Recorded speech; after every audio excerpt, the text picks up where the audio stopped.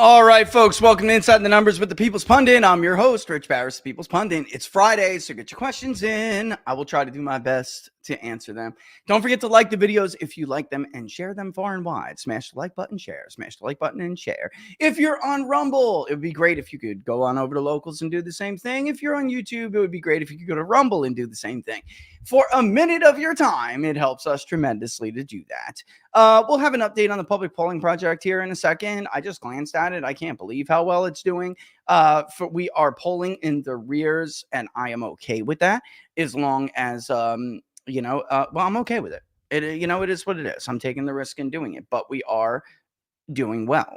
So the poll that we had done already, which I told you, if we like fun like this at least consistently, I'll kick out for the rest. Well, we're at 80% already. I'm just under it, but that's really good. And I'm comfortable doing that. So if this gets finished, like let's say this weekend, and we're going to be polling next weekend, or maybe I'll pull the trigger even sooner. It would be nice to have a bi-weekly poll, and I'm all right polling in the rears to do that. All right. So that's where we're at. And I got to thank you guys for that, because I was getting a little bit worried it wasn't going to pick up the pace. I really was. And in this environment, it's very important that we do poll, because if you remember, let's have a little real talk here for a second. Sometimes I wonder why I even do this. I'm not lying. It just seems like, and I never do, really. But that's the problem. Maybe if I lied more, I'd piss less people off. But I don't like lying. So here we are. Anyway, during the primary season, I feel like we played a decent role in keeping people sane and honest, and keeping the industry honest. I feel like we really did that. People were using our terminology. It was very clear that they were listening, they were concerned, and they were worried about getting on our bad side. That's what they were. Let's be real with it. The Trump or bust voter. We made a mainstream media pollster favorite change their entire data source method and able to avoid our fire. So, and yeah, whatever. I mean, they can say they were trying to be more accurate, but then what the hell has been their excuse all of this time, right? I don't care what the motivation is, as long as it's working. And sometimes it really does feel like it's not. And it's frustrating, because I expect it from certain people, but after a while, what I expect from others is to learn, is to catch on, is to start to recognize it. I don't know how Rush Limbaugh did this in the media space for as long as he did. And that's what he tried to do to the right. Try to get the drive-by to understand when the drive-by was coming. Let's just put it simple like that. And the ways they do it, the tricks, they're bag of tricks, right? If you're watching the Rasmussen Twitter feed or X feed today, they're over this. And they're going off. And pollsters speak to each other. They are a rare bunch of people, and contrary to public perception and contrary to media lies, they're a diverse, bipartisan, and including nonpartisan, there's one independent who works there, group of people, and their job is not to pump out numbers that are to the right of the media, which is how the media makes it out. And when pollsters are often like unsure, or not even unsure, just like sometimes things look screwy, or sometimes you find yourself outside of a consensus, and you may go to other people you trust and say, hey, listen, what do you think? What do you think about this? So enough of us have been talking now, and I'm going to show you the terminology that these other polls, I don't even want to call him a pollster, because he's not a traditional pollster. He works with a pollster for the New York Times. But I'm going to show you the terminology they use, because this is the way. How I'm telling you the industry works is how it works. And eventually, I continue to do this because this side of the fence, the side that is tired of it, right? This is infectious. And eventually we're going to infect other people, and they're going to get the courage to say things, right? This is why I got so mad during the primary when people tried to unskew polls and tried to debunk polls or attack polls, because I told you the time would come for valid criticism. And I told you that there would be valid criticism to level. And if you constantly pump out this bull, this nonsense that is not valid and is not even within the realm of legitimate criticism, you're going to weaken the arguments of those who are attempting to keep the industry honest. And that's what I feel like has happened here. Because you have an entire group of people who unskewed for 6 months, 9 months, myself and others had to tell them you're wrong because of A, B, and C, X, Y, and Z. And now they're using those arguments. Even though they're not legitimate, they're using them against. So the title of this is, when is a shift or a swing, whatever you want to call it, a real one? When is it real? When is a shift? When is a swing? And then when is it response bias? We're just going to go over a couple of things. People said first here, and then hold on one second, because I do want to get something pre-ready now that I no matter who you are, you're always going to bother. You're going to bother somebody. All right, let me put it that way. No matter who you are, you're going to tick somebody off. And then this is another thing about this industry. They'll love you one day, they'll hate you the next, right? Because people are always looking for affirmations. They're never looking for objectivity. They're never looking for places that affirm criticism against them or against their candidates. They're always looking for something that gives them comfort in their views.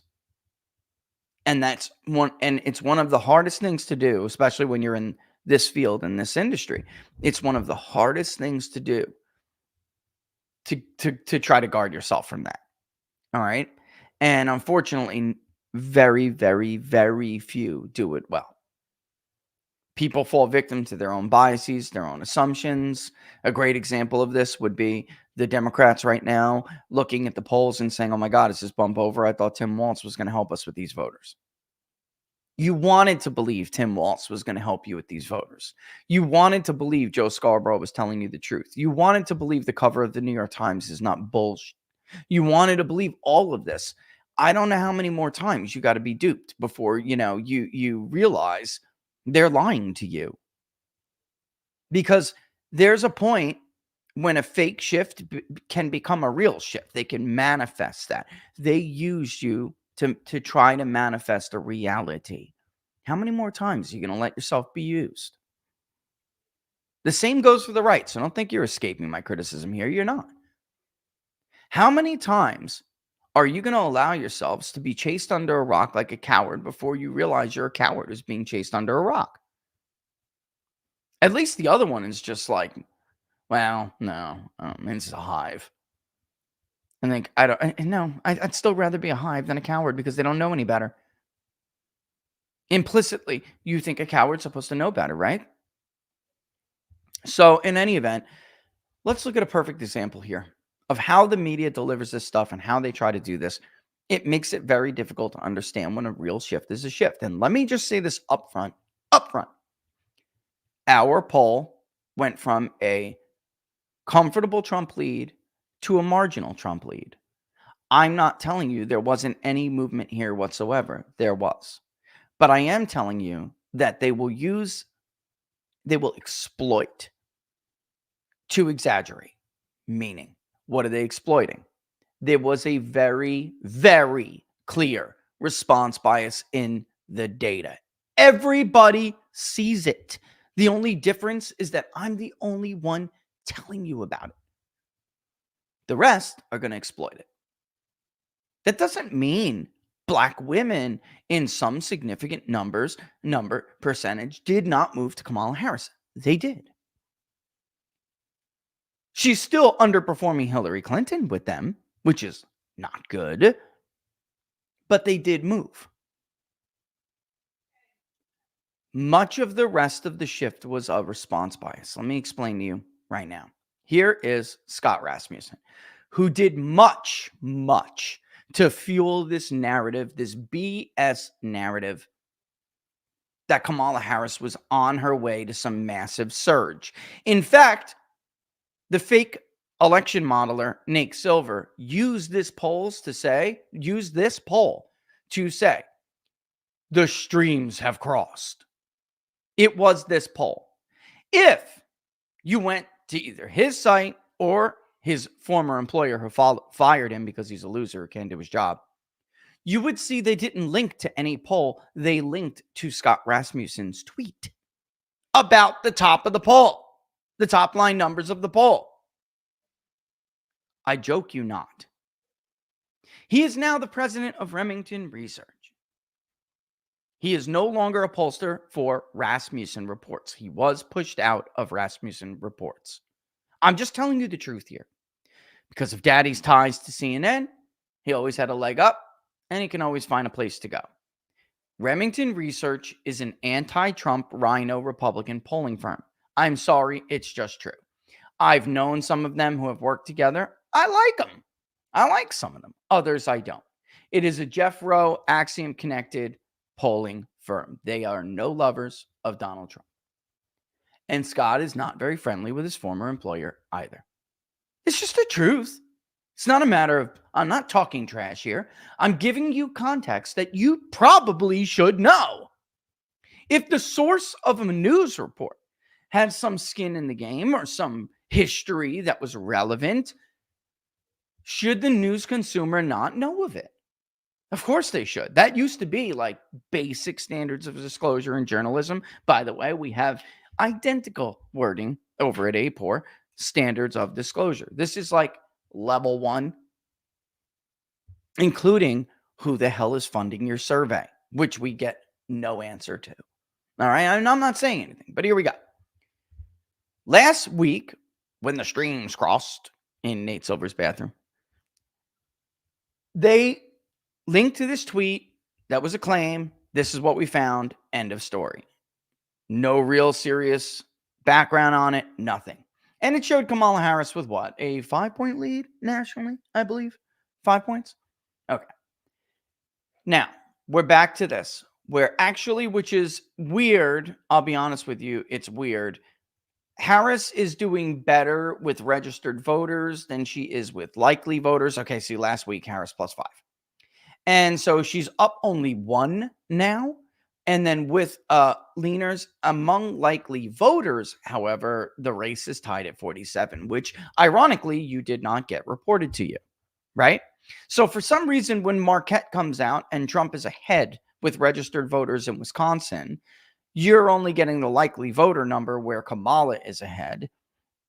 And then when Trump is ahead in the likely voter or doing better in the likely voter, or and the Democrat is doing better in the registered voter, you're getting those numbers. So you understand what I'm telling you right now? You're getting the numbers that are better for the Democrat, and they are reporting that as the top line number. That is happening now consistently for almost 2 weeks. We're in our second week of it now. This is an absolute an evaporation of Harris's lead within the course of less than a week. This is what he said.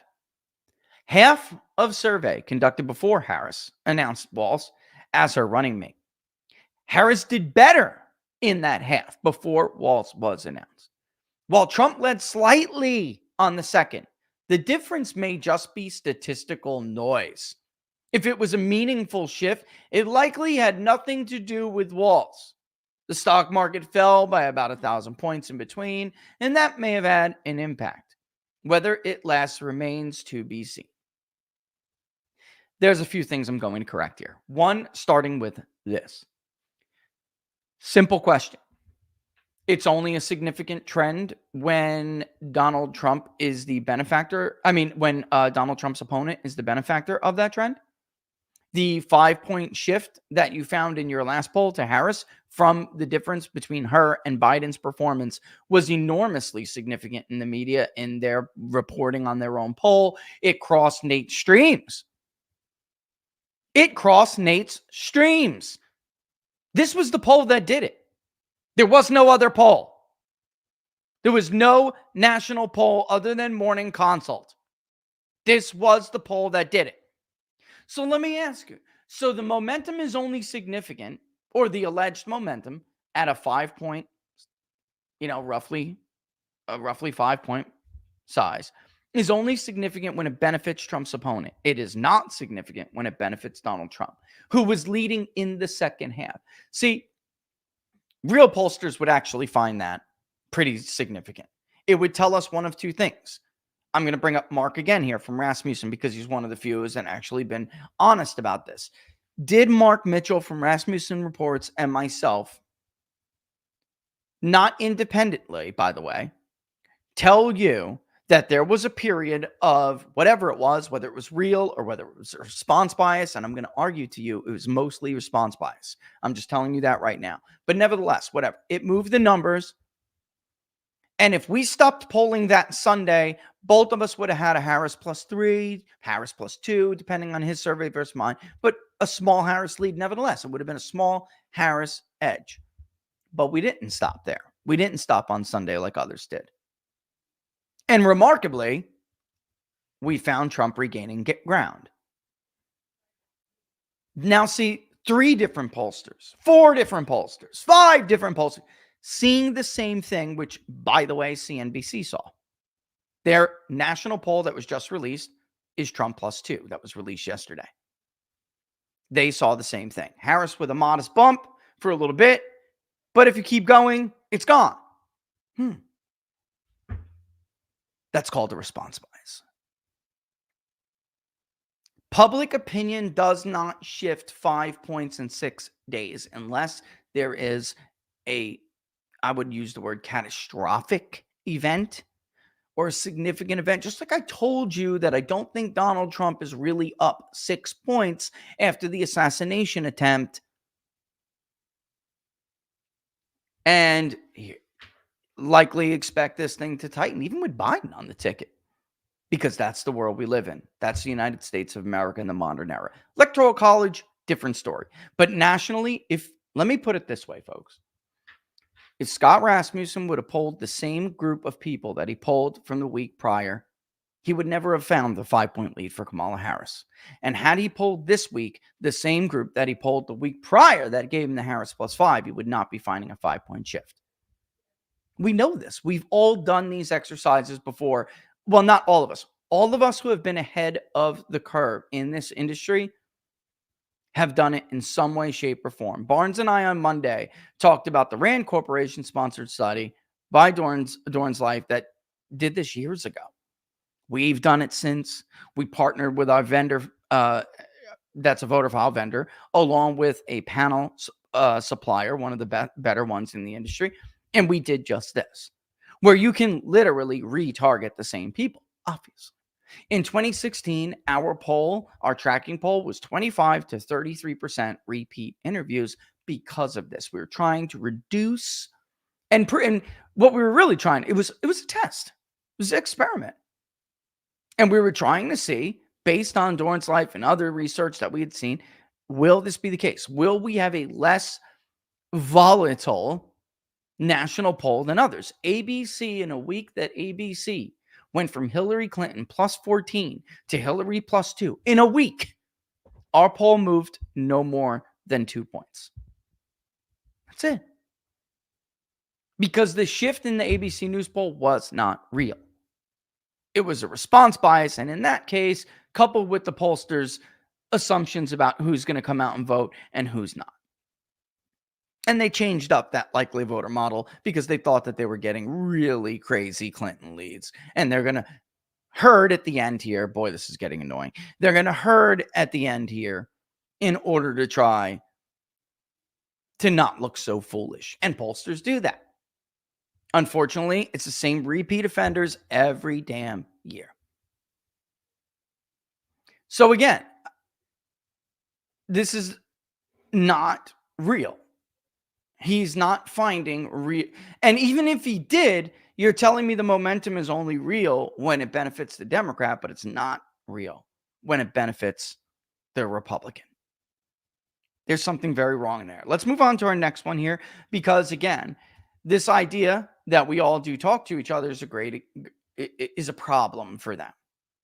And they're worried about this stuff getting contagious and moving on. So what do? Just like they do in media, They create a clique of their own cool, credible people. Of course, they're all full of shit and they all lie like crazy. They push hoaxes like the couch hoax with Vance, like I injected, Trump told me to inject bleach hoax that Jessica Tarlov just used on Fox News, and Greg Gutfeld absolutely abused and annihilated her because she really believed the hoax was real, right? They create these cliques, and that's who is and who is not credible. PolitiFact, who I'm going to show you in an unrelated segment later on, is a part of their cool little world. I am not a part of their cool little world. All right. And you're going to see it right now. You're going to hear it right now. And neither is Rasmussen. Neither is Robert Cahaley from Trafalgar. Neither is Jim Lee from Susquehanna. I could go on and on and on and on. But those of us, you may find a bit of a pattern here. Those of us who are more accurate than Nate and his friends are not part of the cool, credible club. They have all have years of statements and writings on the record trashing people like us for developing new methodologies that don't fall subject to response bias like they do all the time. And they have since moved from calling that fake, experimental, trash, low cost, low quality, to now stealing those methodologies and pretending when they do it, it's the only credible time they do. CNN had no idea how to conduct a mixed mode survey. Neither did any of the two pollsters that they have burned through in recent years until people like me developed it and literally pioneered it in the industry. Darren Shaw and Anderson from Fox News had no idea how to conduct a mixed mode survey until people like me and others pioneered and did it. They still don't, which is why they have Biden leading in rural America and Trump tied with him in urban America. They don't know what they're doing. Harris +8 in the Marquette three-way, +6 in the two-way. That's the best result from Democrats this year. He's referring to a national poll that, despite being conducted over a week ago, was released the same day the CNBC News poll was released. And despite it being it overlaps with the poll that they released in Wisconsin, which is a state level poll, which again, registered voter, Trump +1, likely voter, Harris +1. Honestly, a respectable and defendable result in this environment. And it is Wisconsin. It is a difficult state to poll. They are not the gold standard, so I don't want to hear that anymore. Once upon a time, maybe when I was still in diapers, they were the gold standard in the state of Wisconsin. They do decent polling during midterm cycles. They do awful polling during presidential cycles. And they have not been able to poll a presidential election correctly over the last 3 elections. So give me a break. Is it an outlier? I mean, probably a bit. Okay. So when Trump was up 6 in the ABC News Washington Post poll that got Gary Langer fired for it, this is the guy who's been conducting the jointly conducted ABC News Washington Post poll, which had an A+ on Nate Silver's fake little pollster scorecard. Gary had an A+ for all these years, even though sometimes he missed big and he always overstated Democratic support. Didn't matter. When Gary came out with the Trump +6, it was a ridiculous outlier. Nate Cohen attacked it. He was fired from ABC. Now they use the shitty Ipsos panel, the same as Reuters. Probably a bit was not how it was taken. It's a crazy outlier. What the hell have they done wrong? This is garbage, hot trash, blah, blah, blah, blah, blah. Right? Remember? But this is a rapidly changing race. No, it's not. Only someone who thought Joe Biden was going to win the state of Florida by 6 points, and North Carolina by 6 points, and Iowa by a point, and Ohio by a point, and Pennsylvania by 9 points, and Wisconsin by 11 points, and Michigan by 13 points. You get my drift? I didn't pull that out of thin air. That's his polling record. Only that guy would think that a race could change that rapidly. By the way, his polling partner in Siena has her polling 10 points lower than Joe Biden did in the blue state of New York, the gold standard of statewide New York polling. Here's the proper response to the Marquette poll. This poll has been in the garbage tranche, and I'm not going to redefine. If you watch the show, you know what I'm talking about. We put pollsters in tranches rather than doing what other people do. This is the consensus. This is how far outside of the consensus this pollster is in. During the primary, we had Trump bullish tranches, Trump bearish tranches, right? And we did this, and I actually do have them here. I mean, I could show you them real quick, very easily what one is, okay? Bearish tranche is favorable result that is often softer, however, than the consensus. So if you were a poll that did have Trump leading, let's say during the primary, but your lead was often much smaller than the consensus, and you find stronger support for the opponent of the leader, right? This is all again measured against the consensus. And what the tranches are supposed to do, they do it. What they do is ID both trends and biases in that particular pollster. So now, sometimes the consensus is wrong, all right? And we won't know that until that result is over. However, we have the result from the primary and they're done. Marquette was not, I mean, it would be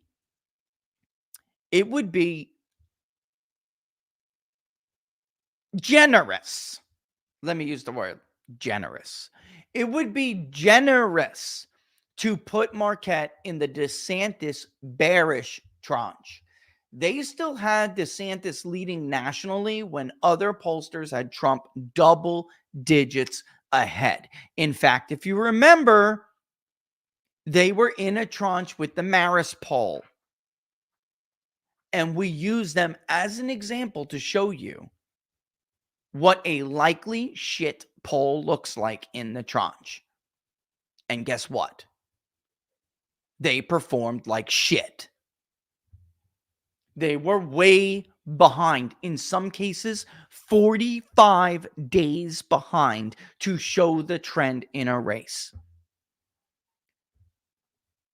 The bullish tranche means you also find the consensus leader ahead, but your results are often much stronger, or it's just stronger, but their frequency matters. How many times are you constantly showing a stronger result for that leader, right? And you're finding weaker support for their opponents. Again, you could end up being right, but that's why we don't put a negative or positive connotation to these tranches until that contest is over. Then we know what happened. We know not only who is just right or wrong, we know who is not credible in listening to when we're supposed to be identifying trends, like right now. Again, just like the bearish tranche measured against the consensus, and they are IDing trends and biases. This, without a doubt, this year showed that the Marquette poll had a huge anti-Trump bias. Is it not at least reasonable to expect it's either intentional or it's a methodology thing? I'm not in their hearts and minds, but it is there. Is it not reasonable to suspect that if they could not ID these people during the primary, they sure as hell cannot identify even more difficult to reach people, more difficult to find people, more difficult to interview people during a presidential cycle? Of course, you'd have to be an idiot. It's easier to poll a primary, folks. It's easier. In some ways. Well, it's easier to reach the electorate. They can be tricky, but in the modern day, let me put it this way. Midterms are easier to poll than presidential elections, unless you think it's going to be a higher turnout election like we did in Pennsylvania, for instance, and I'm not beneath pointing out somewhere where we did not do a good job. So if Oz would have got a higher turnout, the poll would have been much more accurate. But because it was a midterm cycle, Republicans disproportionately turned out at lower rates than other groups. And that can happen in a midterm. So the smart play, and I remember talking to Jim Lee, who's a statewide Pennsylvania pollster, about this. And he said, look, during midterms, I'm only using the phone and I'm tightening it up. I'm not looking for new primary voters. I'm not going to get led down that primrose path. He was right, by the way.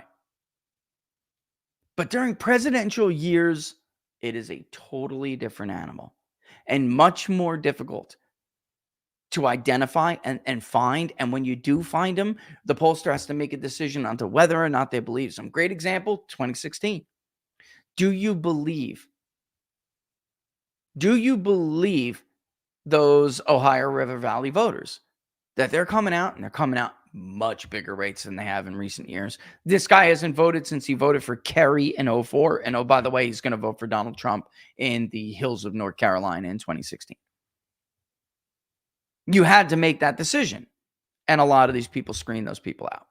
It is more difficult. During a presidential year, midterm year, apples to oranges, folks. Totally apples to oranges.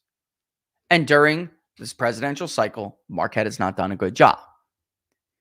That is taken alone on its face. Now let's look at the other glaring, ridiculous result. How do you poll overlapping days, statewide and nationally? And in a state like Wisconsin, which is always so close, Biden won the popular vote by a little over 4 points, yet he won the state of Wisconsin by less than 8 points, 0.6%. Donald Trump lost the popular vote in 2016 by a little over 2 points, and yet he won the state of Wisconsin by a comparable margin. You get where I'm going here? How could Harris be ahead by 8 points in their own poll, and yet the state of Wisconsin have both Trump ahead and Harris ahead in that overlapping field day? So not only do they not make sense with reality, because polling doesn't shift 8 points like that, not only do they not make sense with the consensus, which is, again, very typical of their polling behavior. They are way outside the consensus this year and have been the entire cycle. Not only that, but they don't even make sense with their own poll. Bloomberg was the same thing, another pusher of this narrative. Trump is up by 4 in Pennsylvania. He's down 11 in Michigan. In no world is that going to happen.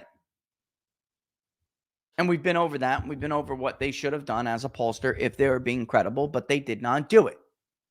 And it wasn't the first time, wasn't the second time. It was the third time they allowed Bloomberg to twist their data and push a narrative. Joe Biden surges post State of the Union in these key battleground states, except the interviews were conducted before Joe Biden ever gave that speech. That is dishonest. That's not a methodological issue. That's dishonesty. As a pollster, I would have put out a press statement saying, I love my client, I appreciate the opportunity, and I value our relationship, but I do have to make clear that these interviews were conducted before the State of the Union. They were not conducted after. So I don't want to give a false impression here. I'm not going to be any part of that. I would do it. Of course, my clients have never put me in that position. Neither CD, any of the outlets at CD Media, nor the Epoch Times. They have never told me to allow my material to be manipulated. Are you good with how we're going to portray these results? Is this accurate? Those are the questions I got from them at the Epoch Times. Is this the correct way to portray these results? Are we on solid ground here? Obviously, they don't do that over at Bloomberg News. And obviously, nobody over at the polling firm gives a shit. So back to it. Here's what happens, though, when somebody like me comes around and points it out. Or here's what happens when another poll comes out, like CNBC, and shows Trump up. Or Rasmussen, that shows Trump up. You ready? Isn't an outlier? I mean, probably a bit. But this is a rapidly changing race. Marquette is one of only 2 traditional national polls fielded since the immediate 7/22 to 24 window. First of all, she didn't pop during that window. She popped slightly after that, which he knows. The response bias did not occur during that time period. It started to occur during that time period, which he knows. So it doesn't matter whether Marquette and Maris have had terrible track records. They're in the cool club. You see how he worded it right there? One of only 2 traditional national polls. The Maris poll has been one of the most inaccurate polls. Not only was it during this cycle, but it was, of course, in the last two presidential elections and in the midterm cycles. If they were accurate, Mike DeWine would have been elected to the governor's mansion in the state of Ohio. J.D. Vance would not have beaten Tim Ryan for the U.S. Senate seat in the state of Ohio, let alone by 6 points. I could go on and on. This is not a good poll. Tom Tillis would have lost to Cal Cunningham by 14 points in the state of North Carolina. Joe Biden would have carried North Carolina. By the way, so would have Hillary Clinton. All of these are findings of the Marist poll, but it doesn't matter because they're in the cool club. 63% white, by the way. 63% white. You might be unsurprised to learn who else was in the DeSantis bearish tranche. I don't mean Trump bearish tranche, all primary cycle. No, I mean the DeSantis bearish tranche. They still had DeSantis on his way to winning the primary a month and a half. Let's be fair. A month and a half into the double-digit Trump surge. Marist and Marquette. I told you the other day, get ready for the Harris plus 6s, the Harris plus 8s. If they had the gall, a very well-known political website that does a lot with polls, called the other day and flatly asked me, where do you think this is going? How far you think they're going to stretch it out? Like, everybody knows it's bullshit.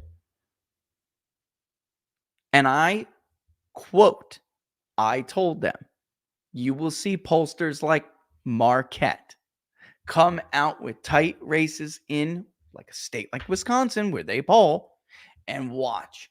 They will have Harris with at least a 6-point national lead. Laura, are you there? God is my witness. She is there. She is. All right, can you get in here? Can you jump in here? I don't know if you got a mic set up, but like, let me get some love. Let me get some love. Don't say who it is, because I don't want to throw them under the bus. But did I not tell them, this reporter, whatever you want to call him, did I not tell him that? You and I were just talking and saying, this guy must think I made a deal with the devil to be able to predict their behavior like this. It's just so effing easy.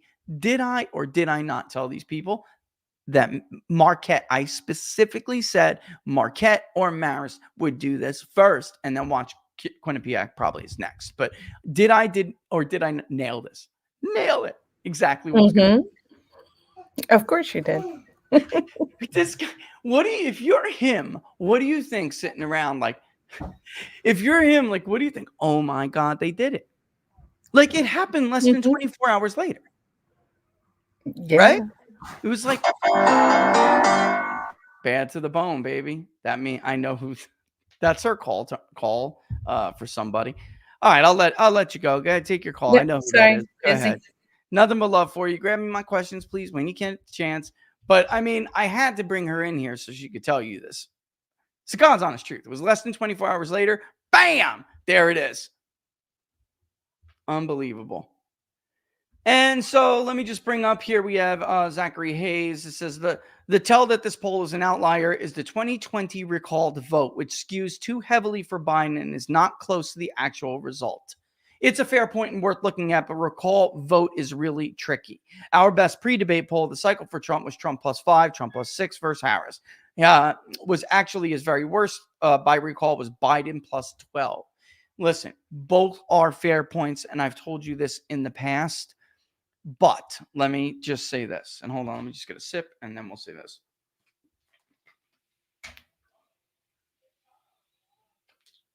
As Nate knows full well, it can serve the recall vote, or we call it the 2020 presidential vote, right?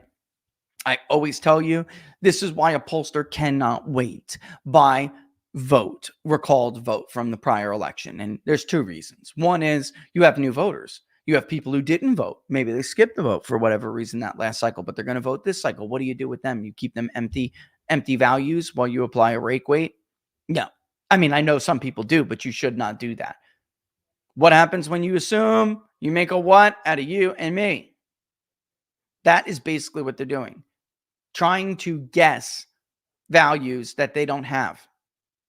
And that is not cool. I don't play that game. Other pollsters do. Hell, they do. I don't.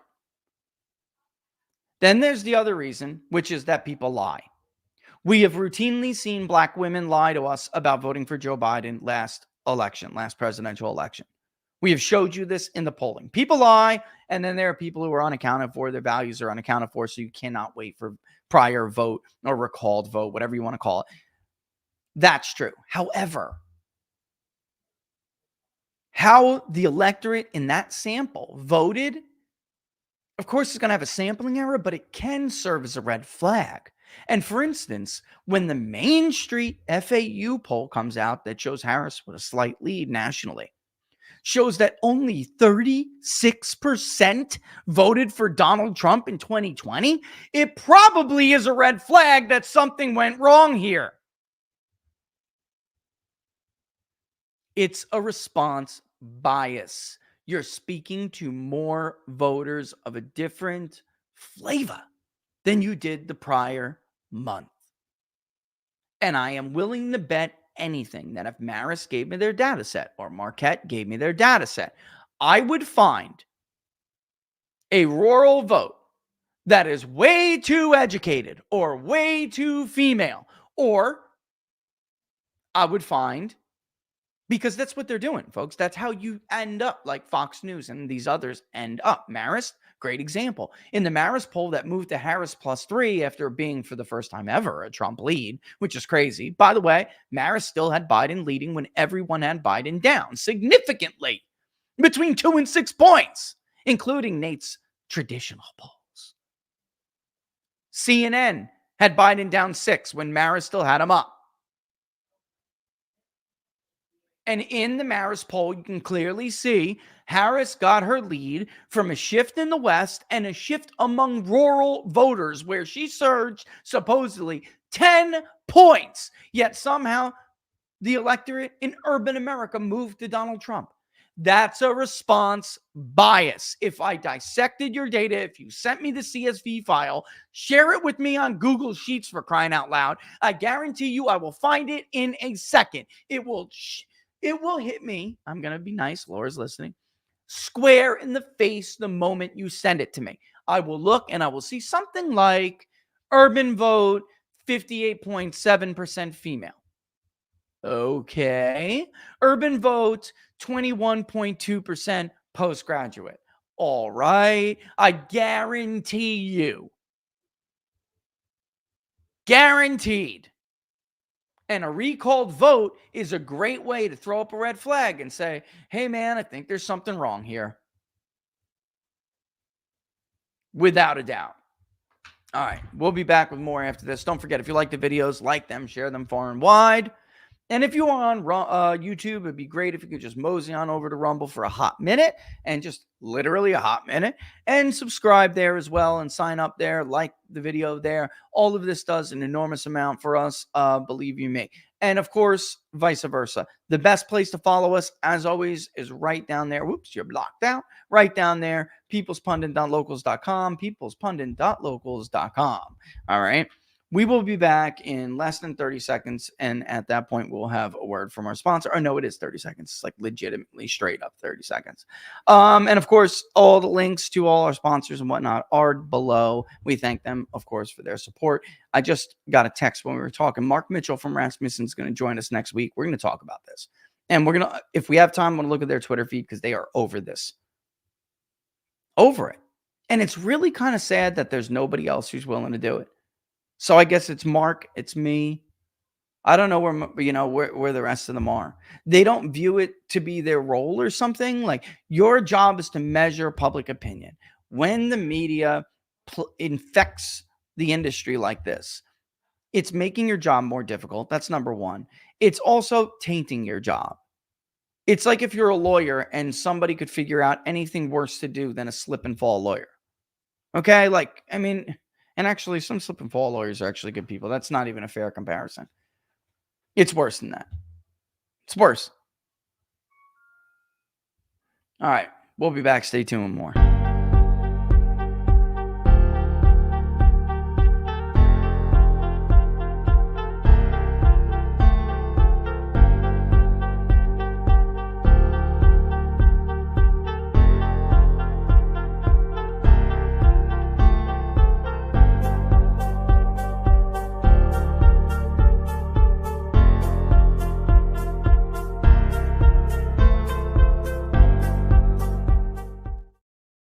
All right, listen up. The jobs report, the weekly jobless claims last week, and which was reported yesterday, was not a good report. Taken in concert with everything else, it was not a good report. The threshold, the critical threshold, is less than 200,000, or 200,000, really. But considering everything else we see in the labor market, to have continuing claims revised up from the prior week to 240,000, that many people still out of the labor force and long-term unemployed, the long-term unemployment rate still where it was, it's just awful. The economic data is not getting any better, it's getting worse. Which is why I want to talk to you about our friends at Freedom Gold USA, and more than that. Stocks are unpredictable, which, by the way, Scott Rasmussen used as an excuse. More people would be persuaded by the cost of eggs and milk at the grocery store than they would be by the stock market that they're barely looking at, because their 401k is, most people, that is not the source of their wealth. Their home is. Stocks are unpredictable. Inflation has a huge impact on currencies. If you've ever thought about investing in gold or silver, or you're just interested in diversifying your investment portfolio, Freedom Gold USA is the company that you should check out. What I like about Brian and his team over there is that they really do care about helping you be informed, and so you make good investment choices that you feel are right for you. And of course, they want to help you protect some of that with precious metals. They believe the more you know, the better. So they offer a bunch of guides and consultations that want to give you the information you need to make a confident decision without the pressure and without the hard sell. Also, they guarantee competitive pricing on some of the best quality and purity gold and silver you will find. You know you're getting a solid deal, especially if you're a listener of People's Pundit or a viewer of the People's Pundit, because most of these investment houses, these precious metal folks, good companies, but they'll tell you when you call them, 50K commitment, 20K commitment, just to get started, 10K commitment. Even Freedom Gold USA is normally a minimum 5K commitment, but not for you if you watch the show. They have dropped that down to $500. And if you take up that offer, you're going into a prize pool. Brian's going to come on the show. They're going to announce who won it. It's going to be very cool. Somebody's getting free silver. All right. Now, maybe you don't even want that and you do want a larger commitment. If you go to the website, go see what kind of what kind of deals you may qualify for. You may get free silver on qualifying purchases, give you a $500 credit, period, for opening a gold or silver, a new gold or silver IRA. It's a nice bonus. And again, the best part of the deal is that it is simple and it is hassle-free. You will not get any pushy sales tactics. They're all about helping you reach your financial goals in a way that works for you. So if you want to learn more, give Freedom Gold a call at 888-279-3592. Now, that's our number specifically, but it doesn't hurt to say the People's Pundit sent me. 888-279-3592. Or you can go to the website, which is also up on the screen. That's specifically for us, freedomgoldusa.com/rich. freedomgoldusa.com/rich. Go there, browse, check it out. See what kind of special offers, the latest they got up there. See what you might qualify for. Give you the number one more time, 888-279-3592. 888-279-3592. All right, let's boogie. We're going to have, by the way, Brian back on to talk about inflation when we get the report. Okay. Back to it. The media coverage. I'm trying, because I don't know how, again, dovetailing off what I said before the break here, I don't know how, as a pollster, part of the conversation somehow excludes what the media is doing here. Somehow excludes the and by the way, you got to give it up to like Tom Bevan from Real Clear Politics, because even in his role, you have to point out If you cover elections, if your job is to discern public opinion, you must know the impact of any kind of gaslighting, whether it's normal kind of gaslighting or whether it is an extreme form of propaganda. And that is the environment we are currently in. All right. For instance, I mean, how bad is it? You know, I'm no fan of the folks at PolitiFact. Okay. I got them. Good. Because I'm going to show you my tweet. I reported them. Damn right I did. And I'm also in the community notes thing. So when I report somebody, it goes somewhere. This is what PolitiFact put up. J.D. Vance claimed Democratic vice presidential candidate Tim Walz retired from the military to avoid deploying to Iraq. Walz retired to run for Congress before his unit received official deployment orders, records and reports, news reports show. All right. That is, oh, they just took it away, did they? Somebody removed it. Oh, here's Molly Hemingway from the Federalist behind like, your propaganda and lies. Walz was warned about the employment. There it is right there. So Howard's got it. They were under the community notes, which some liberal just probably deleted in front of our face. Did you see that? In front of our face, that was deleted. Okay. Was showing Allen, who obviously came forward and told the difference. We already know that he was notified of the deployment coming before he decided to leave his men. This isn't a matter of opinion. Walz, you could still vote for Walz because you like his policies better, but just admit that to yourself. Walz abandoned his men. It is far worse that Walz abandoned his men than Donald Trump never served, right? Because I already heard this a million times from liberals who were looking for copium. Donald Trump never abandoned his men. Do you not understand the difference here? We're not talking about whether you served or you did not serve. This was a National Guard. Can I just add something? We are not. Yeah. I mean, go ahead. By all means. It goes with this. Though he did not serve, even when men were abandoned, Trump sent an airplane to go pick them up. Yeah. Oh, people don't even know half about that kind of stuff. They really don't, because again, that's in part the media's fault. They don't cover that stuff, Laura. They don't cover that stuff. I mean, and so many of the things you and I personally know about that Trump has done, you'll never hear about in the news. Never. But the fact of the matter is, this was a National Guard unit. These men are not regular army, all right, which I was, Sean Parnell was. Like, when you join, you expect to get deployed. This is a unit of men who, yes, it's always there that you may get deployed, but you're National Guard for a reason. You're not like, full on Soldier Joe, G.I. Joe. Like, that's not who you are. Let's get real. And I'm not putting their service down. Not at all. It's just that the mental state is very different from somebody who's in regular army, and even you are afraid when you get the order that it's coming. If you're not afraid, you're psychotic, and somehow you should never have slipped through the military's like medical, mental assessment of you at MEPS when they were deciding whether or not you're cuckoo for Cocoa Puffs and shouldn't be allowed in the military to begin with. Like, everybody is afraid, but these men are not regular army, and they just like any other soldier is going to look to their leadership for that guidance, for that reassurance in a even more pronounced fashion. And this guy abandoned them.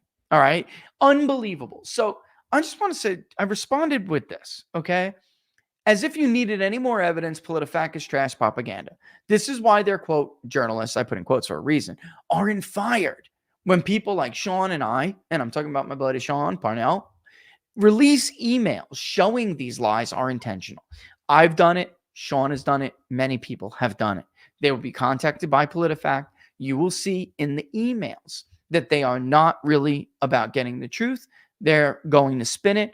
You will reply to them, and they will say that you did not reply to a request for comment.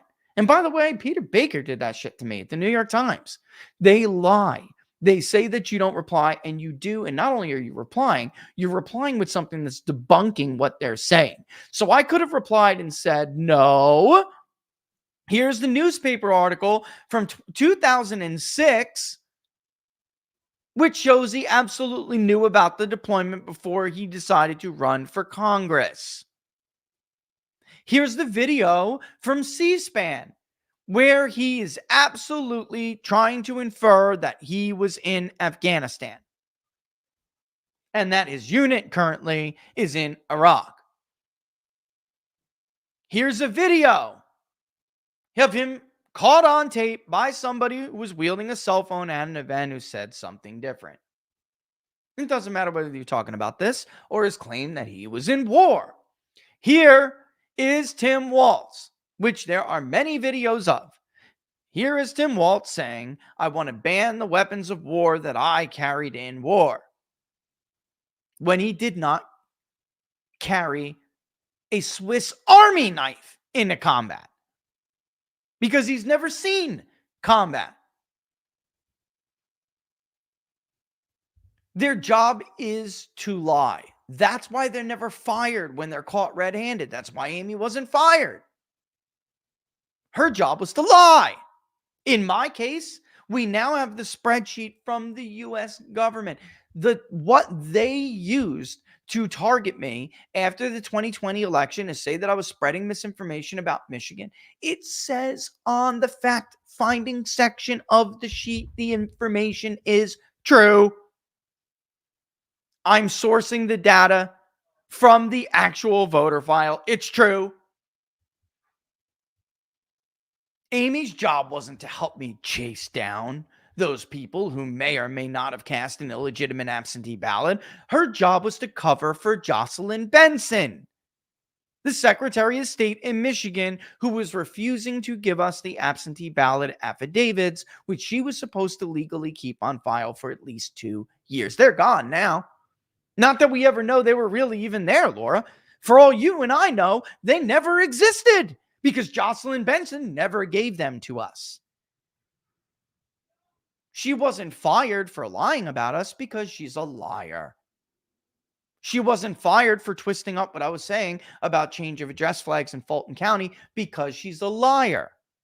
She wasn't fired after Sean Parnell clearly posted an email showing that he did in fact respond to her and he gave her links and sources and everything. And she just falsely claimed that the subject of the article did not reply to a request for comment. Not only did I reply, I talked to her on the phone.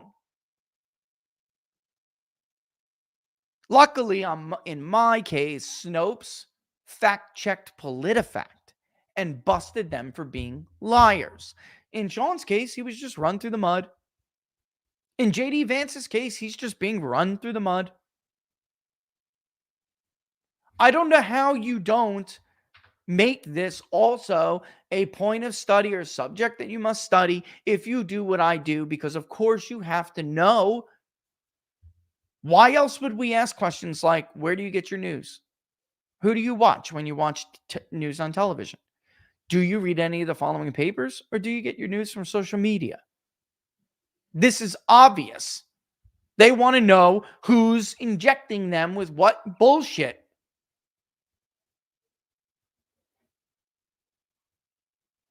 And I have to return here because, again, I mean, I'm going around, I'm jumping around a little bit, but it does go to like how much of this really was an opportunity for Kamala to gain. And I am arguing that there obviously was some gain for Kamala, but the large part of it was clearly a response bias. You can see it. You can see it in the CNBC News poll. They're not even arguing it. Rasmussen has now shown it. I think Mark Mitchell's gone on like War Room. Nobody else. Fox News won't have him on to show those graphs. They don't want him on. Murdoch's, Paul Ryan, they want Kamala Harris to win. Fox News is not going to show the daily data collected by a pollster like Mark Mitchell at Rasmussen or myself. They're not going to show that. They'll pump the Marquette poll all day today. You're not going to hear at all about the CNBC poll. You sure as hell not going to hear about Patrick Basham. They're not in that club, and they don't produce that narrative. But opportunities for Harris, and this is where I've been critical of the Trump campaign because I think they've not done a good job defining her. I don't care what ad impact says they spent. Their ads are not good. I'm just being real with you. The ad that just went up about her and crime is not good. Number one, the first reason, nobody gives a shit about crime. 3% told us crime is their top voting issue. Why are you talking about crime? You're not going to make a Michael Dukakis out of her, and I'm going to tell you why. In 1988, even the left cared about allowing rapists to go free who then go and rape other women, or allowing murderers to go free who then go and murder other people. The left doesn't give a shit about that stuff today. Well, Rich, the middle does. Okay, you want to talk to the middle? Then talk to them about the issues that they actually say they give a damn about.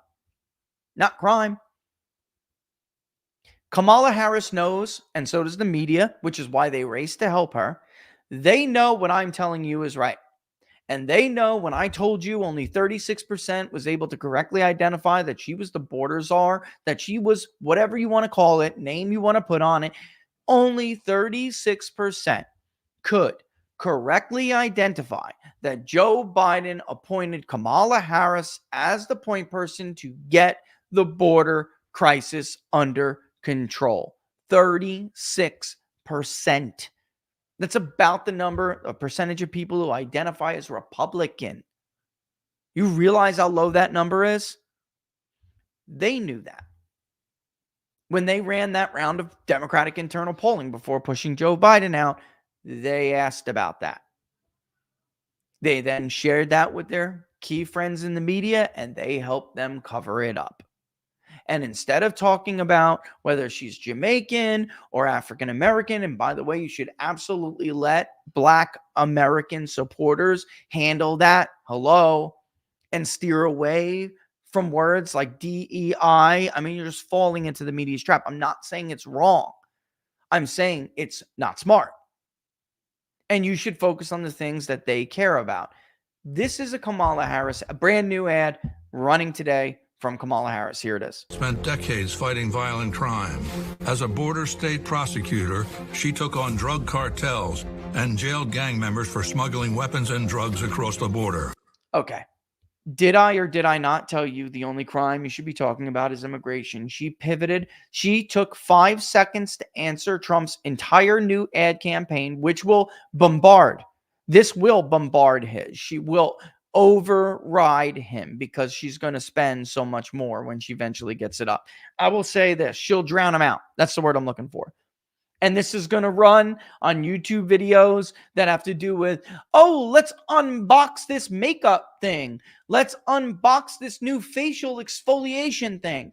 Let's, whatever. I told you this the other day, like YouTube Kids. It'll be on like, let's do our ABCs. Why? Because they're not targeting some friggin' 2-year-old kid who wants to sing his ABCs. They're targeting the mom who's getting the video queued up for her kid. And of course, it'll be on TV. But she took 2 seconds to turn this into an immigration thing. Crime is the subtext of the ad. She's taking out 2 birds with 1 stone, but her major goal is to address the fact. Actually, it's not even to address. It's to tell people who don't know any better a lie about her record on immigration. And instead of talking about all this other stuff, it was the job of Team Trump to make sure that they defined her first. And it's not even defining her. Their job was to make sure that the public learned the truth about her record before she had an opportunity to lie about it. Let's finish the rest of the ad real quick. As vice president, she backed the toughest border control bill in decades. And as president, she will hire thousands more border agents and crack down on fentanyl and human trafficking. Fixing the border is tough. So is Kamala Harris. I'm Kamala Harris, and I approve this message. I hate to break it to all you Republicans and Trump voters out there. That was a very good ad. I'm sorry. Doesn't matter. It's a lie. Doesn't matter. And by the way, the idea that the Biden border bill was tougher than the FAIR Act or the RAISE Act was absolutely ludicrous. Totally ludicrous. And the real problem with immigration in this country is the chain. It's not just the illegal aspect and border jumping aspect of it. The chain is the problem. Because once those people jump, they get to bring all their family here after a while because of the chain.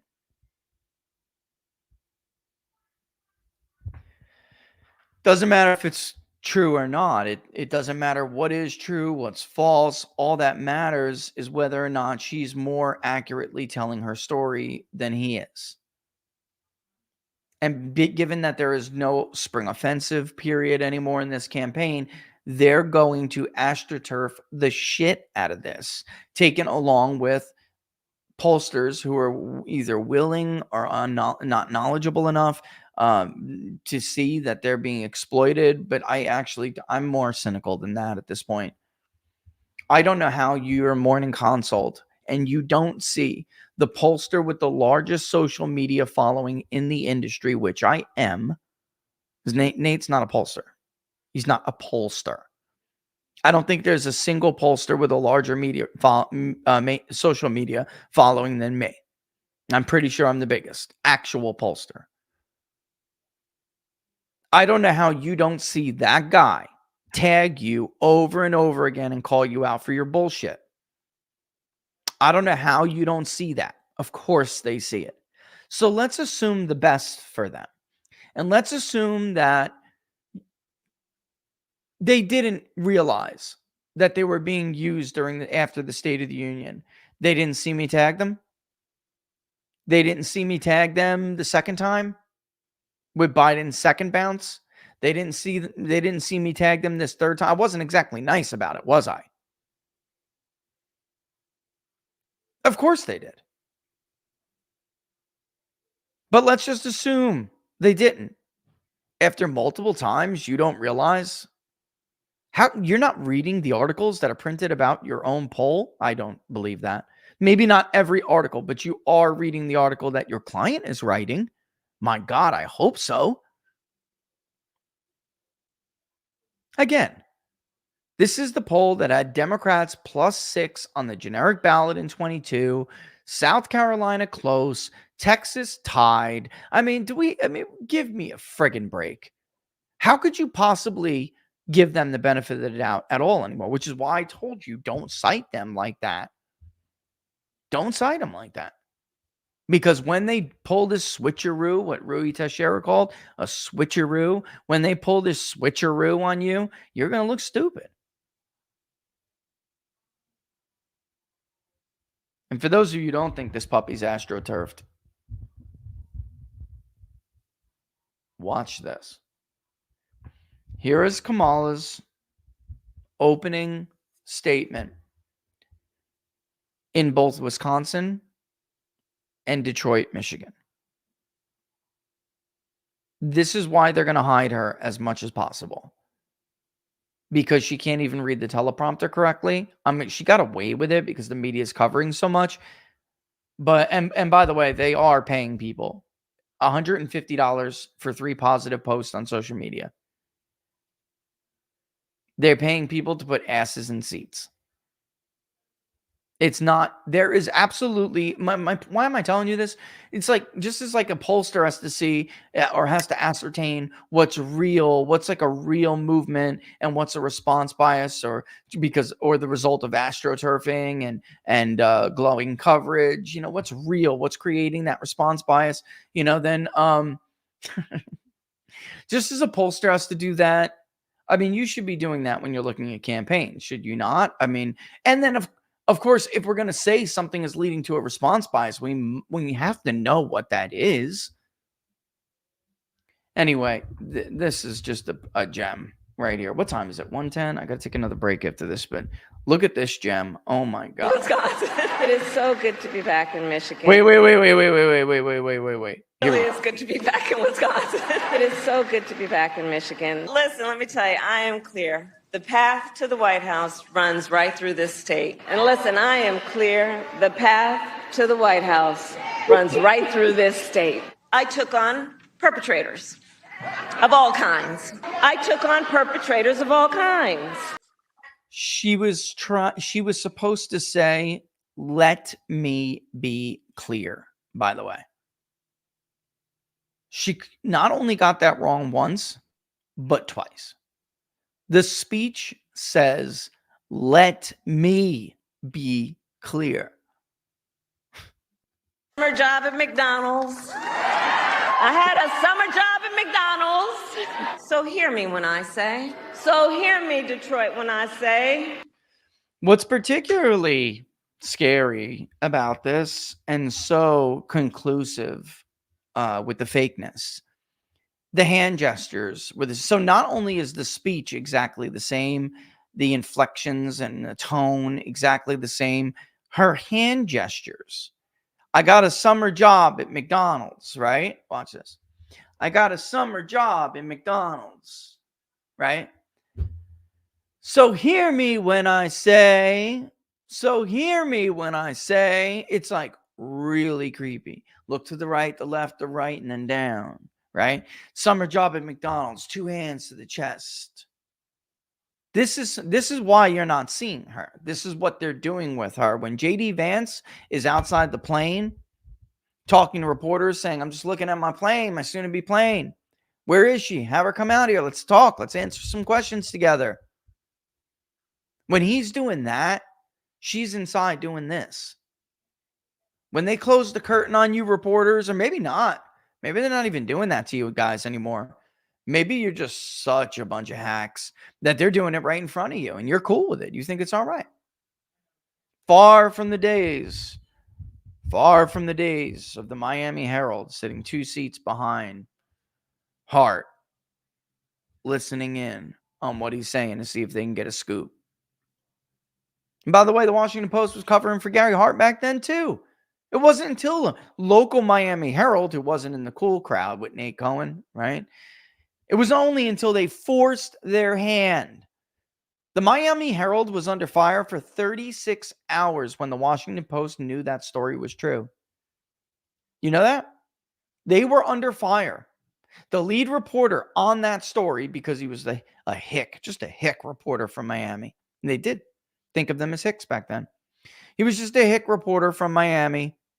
36 hours. That guy is going on CNN, getting his you-know-what handed to him, trying to defend his work as an actual journalist. And the Washington Post is not only... It's not even accurate to say they were dead silent. They were actively giving statements to media outlets that were making the Miami Herald look bad. The quote, for instance, from the Washington Post reporter. They knew the story was accurate. They got an envelope anonymously dropped off at the Washington Post with pictures, and they sat on it while this guy was taken in the you-know-what.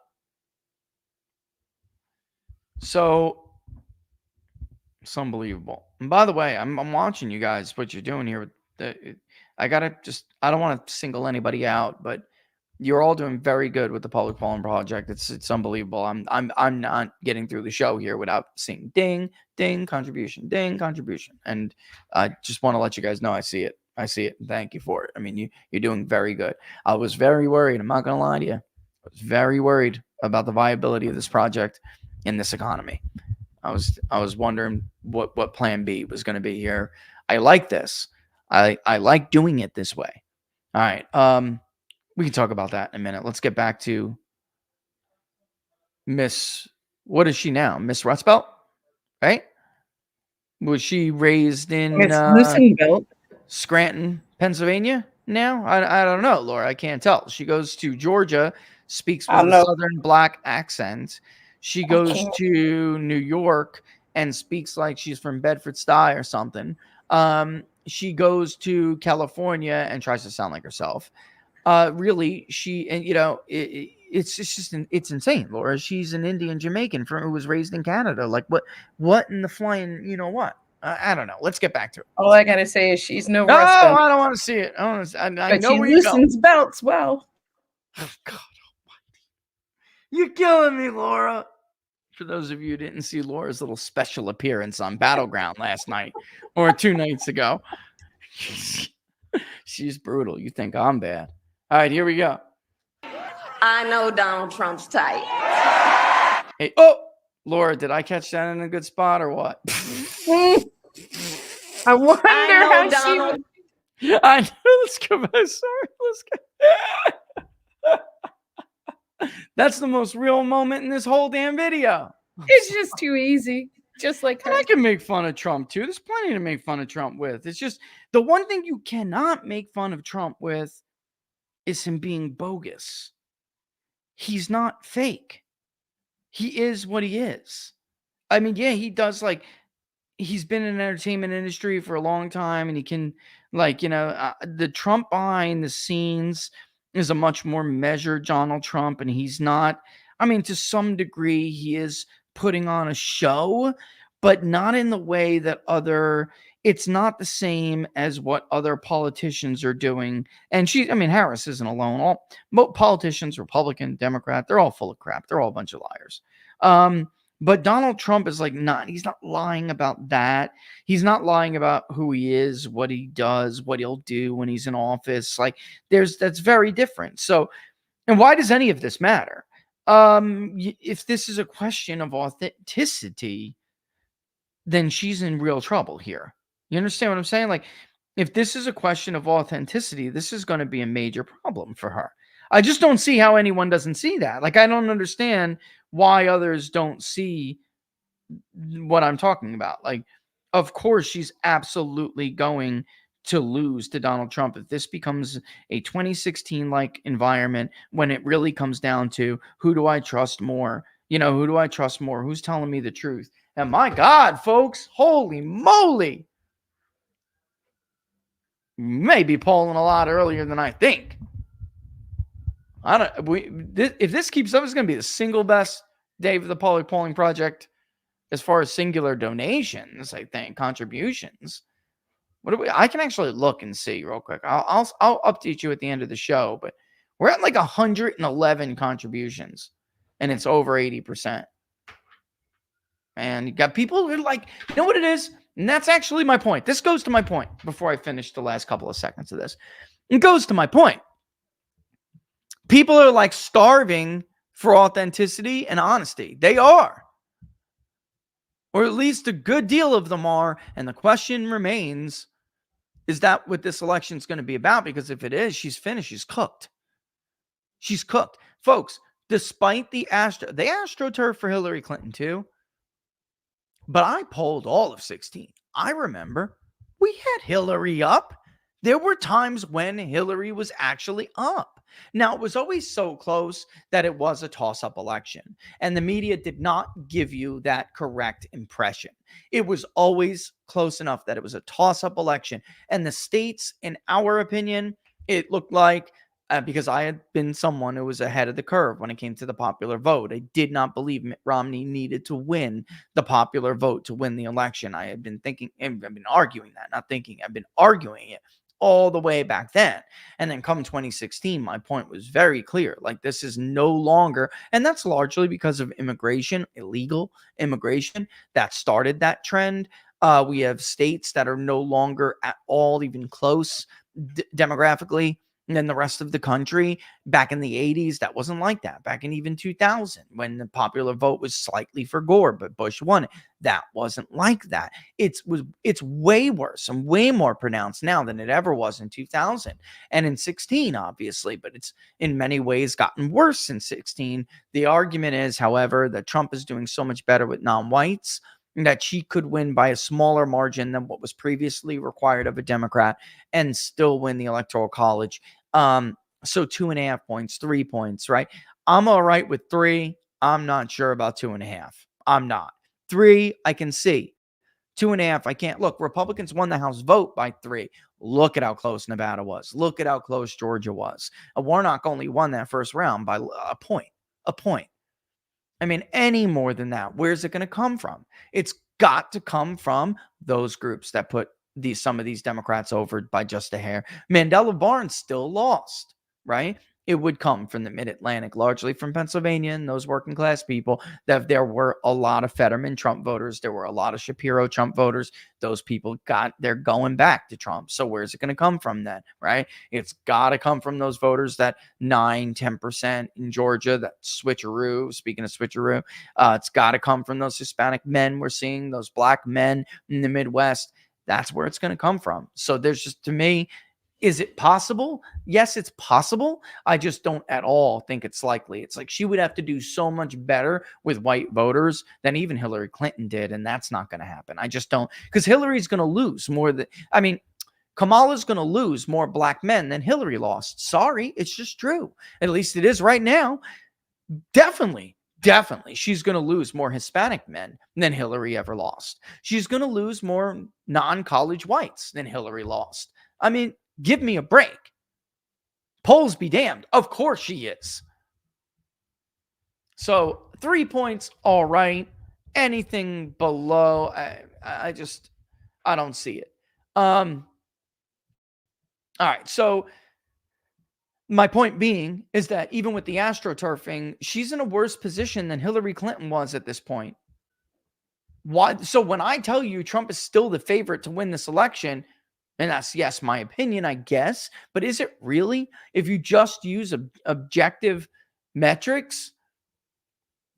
And Hillary had a much more Democratic electorate to work with. North Carolina, Pennsylvania, Nevada, Arizona. I mean, when you're looking at states like Georgia, Michigan, Virginia, you can't. Wisconsin, same thing. But people are still identifying more with Republicans than they were in 2016. Pennsylvania may be an R+1 electorate. Hillary Clinton had a D+6 electorate. D+6. If the exit polls, I think, were D+3, but she had the 6 to work with statewide in the voter file. She don't have that anymore. Harris doesn't have that. It's evaporated. All that's been evaporated. It's gone.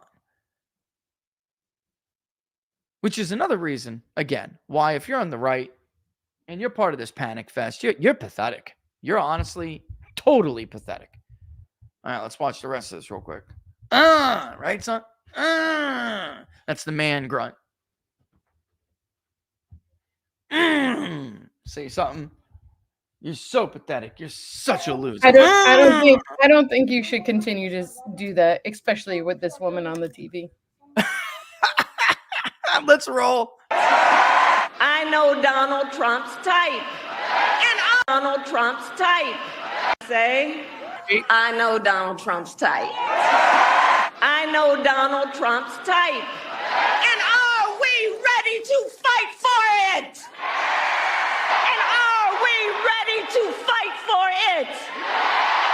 And when we fight, we win. Wow. Even the end face is a clone. Wow. But you got to give it to them, because in order to astroturf and BS a lead, in order to astroturf momentum and keep it going and BSing it, right? In order to do that, by the way, the Carolina Journal has Trump up, although they have Robinson down 5 points. It was done by Signal. I don't know why Signal. I'm sorry. I just, and The Economist has only got Harris up by 2 now, so that's a fall too. So that's the end of that. She's on. Yeah, you can clearly see they're having a problem keeping her up. And that's a major problem. Even her opinion, look at her favorability rating is now down big time. That's a major problem. Why? Because that was again, that shows you it's very clearly that was a response bias. Trump's increased favorables and approval ratings. How could I put this? They have been going on for a while. Okay, so they have been it's a trend. All right, that's it. That's the easiest way to put it. Hers were not. Hers were very abrupt and appears to be fleeting. So that is more indicative of response bias than anything else. Now, we never had her positive. Some of these other people have had her positive. And by the way, again, enough with the prediction markets. Stop sending me stupid images with the prediction markets. Oh my God, Rich, what do you think about the prediction markets? I think you're had, bro. I think like prediction markets follow the polls and follow people like me. I could drop a Trump +2 right now and move poly market. It happens all the time. Watch the next time we drop a poll. Okay. Poly market is now back to even. Of course it is. But watch. This is where Quinnipiac will come in. Okay. You want to see the People's Pundit Nostradamus version? One of the usual suspects will drop a big Harris lead to try to influence the RCP average and try to influence the betting markets, because all of that is part of the momentum. You have to keep it up in order to continue it. I mean, you got the convention starting tomorrow.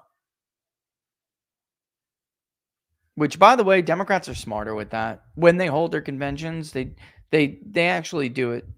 I think they always do it smarter and better. People start to pay more attention again when that week ramps up. There's not, during the weekend, there's something else you could do, but you may catch some of it, and that's good. Maybe people are home, but they may be out. Something may be going on. And then, Monday, Tuesday roll around. They're back in the groove of their week. And, it's like, late at night. And what am I going to pop on the tube? Let's watch the convention or whatever it may be. Or if they don't, which many people, most don't, let's face it, what they're doing is they're, seeing and catching the headlines, the media BS headlines, some of which from the New York Times are just absolutely positively awful. Have you guys seen some of the, I mean, this is not opinion stuff. There are actually things in the New York Times today that are, who did it? It was Andrew Stiles, wasn't it? I know I got to take a break, but really quick, let me show you Andrew Stiles here. Yeah. It's so small. It may be hard to see it, but look at this. From Walz, a rosier view of Midwest upbringing. Right. And they think that makes it sound good. So as compared to J.D. Vance, he had a more privileged upbringing. They're showing two dramatically different things about small town roots, right? But who has the more, and I'm not trying to dig on the Midwest, it's just the truth. And it's not the Midwest's fault. It's the fault of the politicians who sold them out to foreign governments and foreign multinational corporations. They sold them out. They sent they shipped their jobs, their wealth, their livelihoods, their values over, tried to ship their values overseas, didn't work. And they poisoned them with the products of their benefactors who make sure they get reelected year after year, like Purdue Pharma, like Pfizer, like Merck. So who had the more typical Midwest upbringing? If you go to Juniata County, Pennsylvania right now, if you find people JD's age, my age, who's going to give you their tale, their experience? Who's going to be more in line with? Walz, who had a more sheltered and privileged upbringing, or JD, who was raised during the scourge of opiates, the worst time of it? Town decimated by NAFTA, WTO, the Bushes and the Clintons, the global order. Obviously, you're going to get JD's experience. Now get this. Harris used to worry about laughing. Now joy is fueling her campaign. There's another one about food and how they like food together. This isn't in the opinion section of the New York Times. This is in the hard news section of the New York Times. Response bias.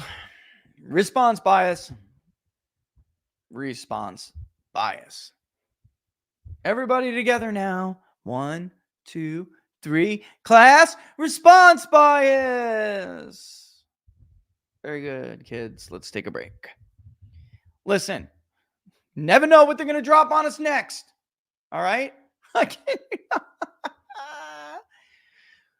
There are hard coups, soft coups. Bloody coups, non-bloody clues. Look, for the price, honestly, for the price of a single, look at the time we're living in.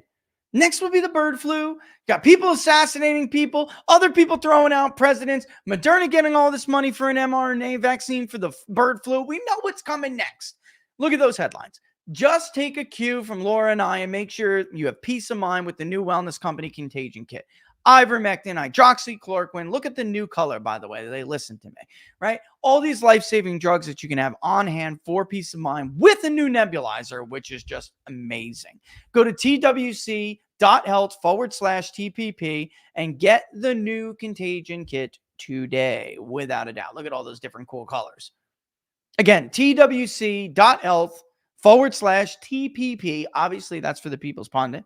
That code will get you some money off, get you the ship out to you really quick. These are unfortunately only available in the USA, folks. But if you are in the USA, Laura and I are on our soon-to-be third kit now. All right. For the price, less than a price of a single doctor visit, you can avoid the costly price of a hospital and just make sure that you have these life-saving drugs on hand. But Dennis, Dave, good for you. Like, I don't know how every family, every household does not have at least one of these kits.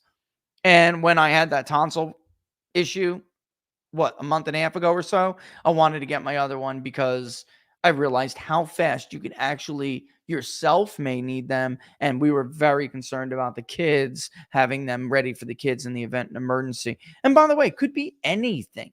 We just had this really awful tropical storm, and it is a nice kit, Butterfly. It's a great kit. And, we got lucky. The pools overflowed, flooded, the backyards flooded a little bit. I mean, it'll deal.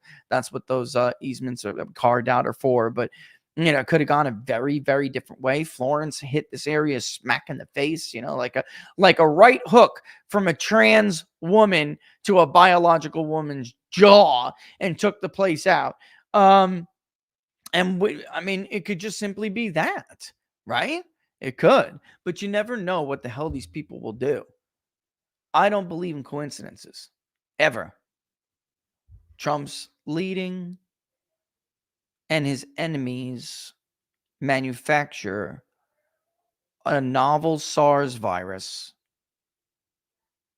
and unleashed it on the entire world that appears engineered to kill the demographic Trump voter. Oh my God, what a conspiracy theorist. Oh my God, what a naive idiot you are. You have no evidence of that, and there's no widespread evidence that you have a brain in your head. About that. All right, so with that in mind, what time is it? 1:34. We got some questions here, Laura? Question time. Question time. Even if I find something else that I want to throw in there, let's still do question time. Rumble. Dander. Supporter too. Thanks for the Rumble rant. Rich, a lot of us feel uneasy about 2024 because we're blindsided by the abortion issue in 22 and the mass mail-in ballots in 20. What should we worry about in 24 that can trip us up? And obviously, you mean as the right. I don't think abortion is going to be that big of a thing. And honestly, I think that they overstated the impact abortion had in 22. It clearly had an impact, but I view it as more of a cudgel or a cover-up issue than anything else, because many of these problems from 20 were not fixed. Pennsylvania, you got a big win. Big win.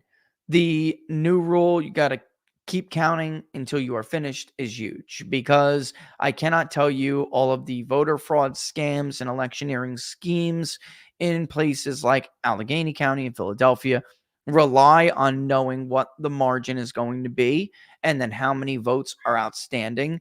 And if they are not allowed to stop counting in order to tabulate that, they're going to have a big problem. All right. So that's a huge win. Huge. I think Republicans are getting distracted, and there's a lot of grifters who are trying to take advantage of the ballot, I can't say revived. It's a new recognition that Republicans need to fight in the ring that is provided to them. Meaning, and that's an analogy too, that you can't change the laws yet. You don't have the power. So you must learn how to register and chase voters. And there are some really good people working on things such as 10xvotes.com for states like Michigan. And then there are a lot of people and scam artists who are trying to use this opportunity for their own glorification, to build their own email lists, their monstrous email lists. There's too many charlatans in order to make this work. I'm sorry. I really believe this. Now, Don Jr., for instance, is somebody who is a very intelligent guy when it comes to having, and that's not even the right way to say it. He has great political instincts, and he's got a pet peeve of his, which is about getting these hunters who don't vote out to vote. And he gets the value of something like 10x votes. The problem is the people who have the good ideas aren't getting the control over these efforts that they should have. And the reason is the consulting class still wants to control and make money off of this stuff, when in fact what needs to be done, it's not money making for them. Right? So the left isn't pocketing an enormous amount of money to get this stuff done. They're doing it because they're true believers. Are they making some money? Of course. But there's always some Republican ad guy who can't cut ads anymore for a living in the era of Trump. So they're always looking to scam something else. There's always some dude who will argue, I can do that better because he's got some kind of like, what are those things? Mailer companies where he'll print out mailers or something. There's always somebody who thinks that they can all of a sudden get a peer-to-peer texting account from their closest vendor and that they somehow know how to get these people registered or they know how to connect with voters. I'm not going to bring anybody up. I'm telling you that we know people who ran for Congress. We told them exactly what to do, what they needed to do to reach out with digital stuff, and they got hoodwinked by new people who thought they could just go, oh, I know where I know that company. No, you don't need to go through them. I can get my own account with them and do this myself. And they wanted to make the money, but they don't have the experience, and they screwed it up. And because of what Nikki Haley did during the primary in some of these states, it's extremely difficult right now to navigate through some of this data, and they just don't know how to do that. And then others, there's like a new wave, a new generation of people, whether we're talking about some people in Pennsylvania, some people in Michigan, some people even in Illinois who are smart and they get the grasp on that. They're not, and I don't know if I should just blow them up, but you know what, Laura, could you reach out to Roe and maybe get Roe to come on the show? And it's not to promote what Roe's doing to candidates who may be watching. It's because Roe is a great example of somebody who's trying to evolve into this new world and not just be what Democrats are, but trying to do what Democrats do even better using skills that they have. And instead, unfortunately, we're in an environment when somebody would just try to pirate what Roe is doing instead of tapping into his talent. And I'm not saying everyone's doing that. I'm just saying he's a really, I think personally, this guy built the best thing and every Republican should be using it. I mean, any candidate who wants to win should be using it, but Democrats aren't in need for something like this. But he would be a great person to have on because I think you're going to lose on the techniques or the technicals. I'm sorry. I think you guys on the right are going to lose on the technicals. And I think that there are a lot of good people with some really good intentions out there, but they don't know what the hell they're doing. All right. I'll tell you right now, I don't want to put anybody on a hot seat because I think some of these people are good people. I just think they're listening to the wrong people. I don't think Republicans are doing as good as they could do in states like Nevada. I think they're doing pretty good in a state like Arizona. I just think that it's being like the wheels being reinvented and then like being shined with wheel shine instead of like doing something that is superior, because in Arizona, that's a state where you don't necessarily have to play catch up. You have to do something better. And they're doing good, and the numbers look very good out of Arizona. North Carolina is a good example of things that are going well. Of course, there's always room for improvements.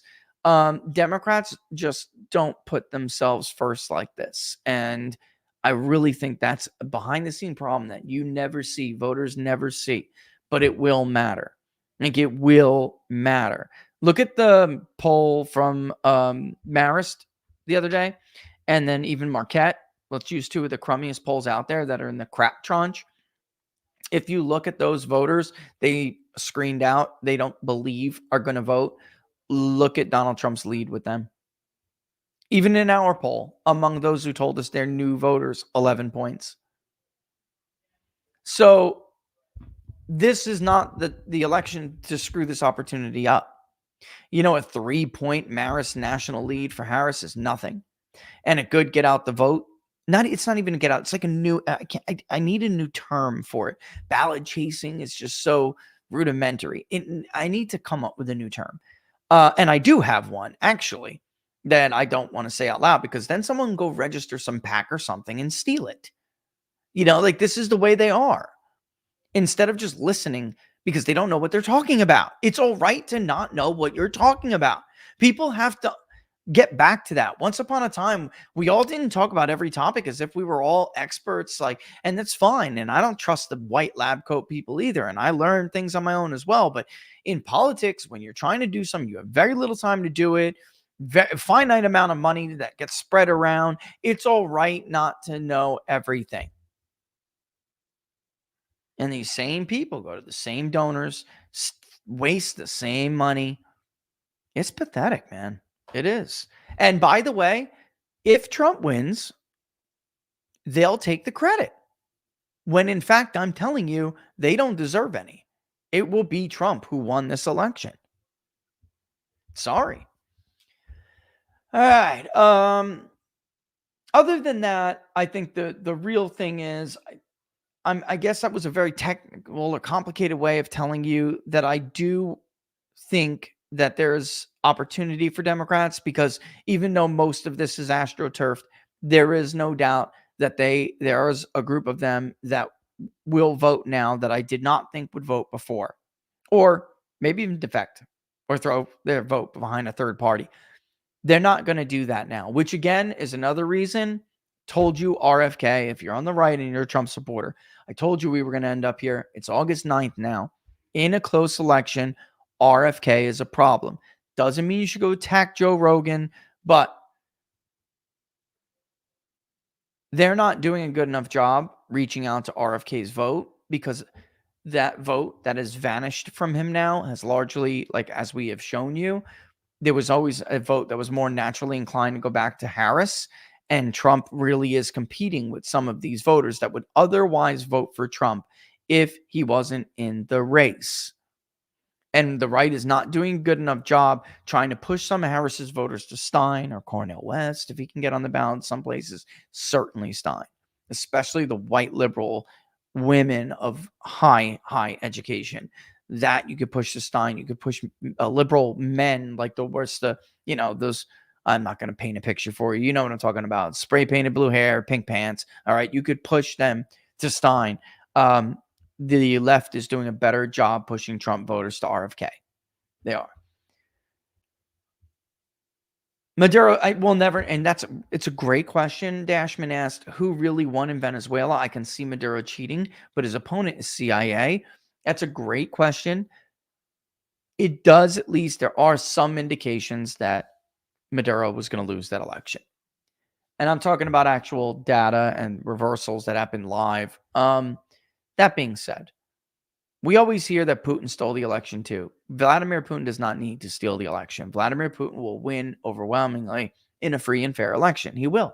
I don't see any reason why Putin would need to at least widespread cheat. Would he do some stuff in like parts of Moscow where there's some intelligentsia class that doesn't like him? Yeah, he doesn't need them to win. Maybe he just didn't want to be embarrassed or something. I could see that. But Venezuela is very different, and unless for certain, there's no way to really poll accurately a nation like that.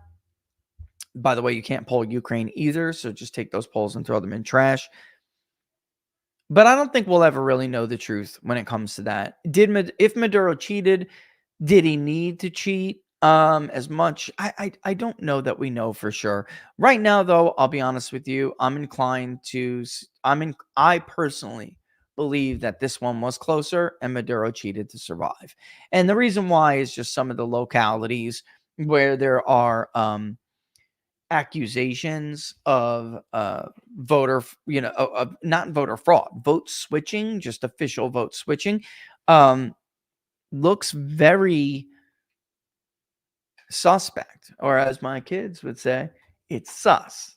Like, these are areas where you would have expected Maduro to do worse, and in fact was doing worse, and then all of a sudden they get reversed. And yeah, I'll do it for you. Oh, you want go in front of the TV, watch the TV. I'll do it for you in a second. But yeah, but that's, again, that is my opinion. I think it's an informed opinion, but I don't think we'll ever know totally for sure. But there it is. Crew Kid, do you think Obama ever considered the stolen valor thing when he made Harris pick Walz for VP over Shapiro, or at least how awful it could be potentially? Or was he more concerned about keeping the Harris contingent? I actually do have some insight on this, Crew Kid, and this one's from YouTube. The other one's from locals. They knew, and I don't know about Obama specifically, although that it is very clear that Obama had a hand in picking Walz. At least it is from reports. That's what we hear. I know, and there's no reason for me to doubt this person. They were aware of Walz's stolen valor, and I think they're a bit surprised on the size of the blowback. I thought they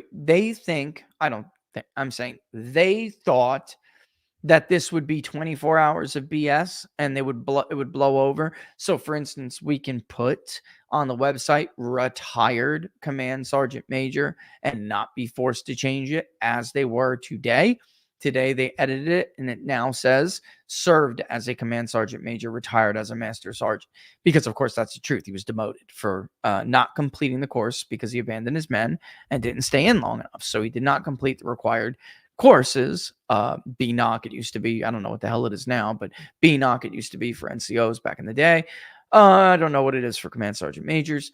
But they exist. They always have. He didn't do it, so he was demoted before he left. I think they didn't expect it to be that big of a deal, but I can tell you that they did know about it, crew. They knew about it. They were well aware of it. And I'm telling you, there's at least 5 other videos, because I was told at least a half a dozen videos that they found. And just from scrubbing social media, just from like social media scans, of people's users, like Facebook users, just like, who had gone to these events and took video footage of him with their cell phone. This was not, those false claims were not one-off claims. There's more footage of it. And he repeatedly stated that. It was like a canned statement. They were aware of it. I'm telling you, they decided that stolen valor is less of a risk in the modern Democratic Party than nominating a Jew. I'm telling you, that is what happened. It is what happened. It's not my opinion. They knew about it. They knew. This was caught by the vetting team. They knew they'd face questions over it. They didn't think it would be this big, but they also thought it would be worse having to deal with a Jew, because we could lose so much of our base. It's shocking to me how little. I know the media's crooked. I know they're corrupt. But listen, what's his name? CNN. Somebody give it to me. Why is his name escaping me right now? He played a huge role in pushing Joe Biden out of the race. Not Costa. Come on, guys. It is really bad. It's awful. Come on, locals. What's his name? Tapper. You're Jewish, bro. How could you shield for this? How could you shill for this? I know they're corrupt, but my God. Would you just sit back and shill if they were going back to putting people in ovens too? Like, you make me wonder. I think you would.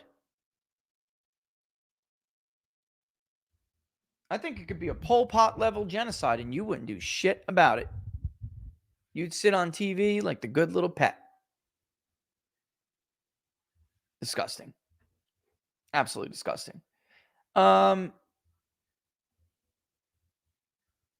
to show you how significant the Hamas vote is. It's incredible. What did I highlight here? I had something I wanted to show you guys. Oh, well, it is what it is. There was something else I did want to put up, and I'll get back to the...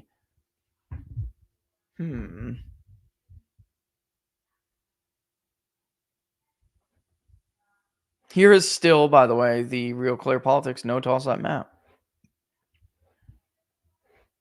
I'll put this up while we're talking, just to keep, I mean, who the hell wants to see me, right?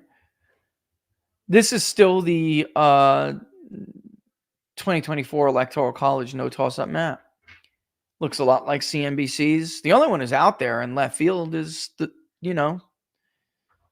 I lost my job because I can't predict elections, loser.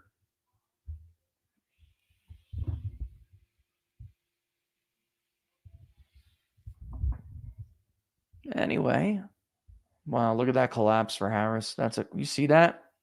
That's a collapse.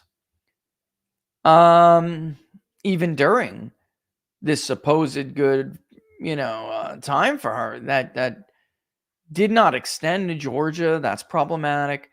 We now have a new poll from the Journal here in North Carolina. It's Trump by 3. That's worse than Joe Biden. That's very much on par with the 2016 result. It's actually, in fact, worse because let's cut the crap. Trump wasn't leading in the polls in 16 or 20 in North Carolina. He was down. North Carolina is a tricky state to poll.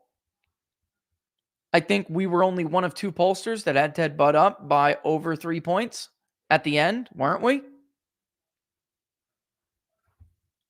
We nailed that. I would love to poll North Carolina again. I really would, but it is what it is. All right, let's get back to it. Where were we at? Crew, right? Ideas, not money. Who, by the way, has joined book club. Don't forget about book club, guys. Sundays, 3 p.m. I got to go to a wedding. I have to talk to you guys about this. It is on... Hold on one second. Let me get you this right now. The invitation I told Laura to take a picture of and send to me. It's sooner than I think. Next week. It's next week. Okay, so yeah, I want to get the exact date for them, though, Laura, if possible. Can you pop on? August 17th is the wedding day, but it takes 9 hours to get there. Yeah, we're going to be gone that weekend, right? I mean, period, right? I need to give them how it's going to impact the actual show. So that won't be, we just won't be. Oh my God. We would do Friday earlier and leave. Okay. I don't mean to interrupt you because I just asked you something, but Patrick Webb from the Washington Examiner is in fact reporting that Tim Walz may be forced to drop out. Here's the problem. Even if they pick Shapiro now, or they pick Andy Bashir now they just look like incompetent idiots. And what is the media going to do? How are they going to report this after they just shilled for him for a week? Oh my God. Joe Biden isn't retarded. He's not senile. We got to push Joe Biden out. He's senile.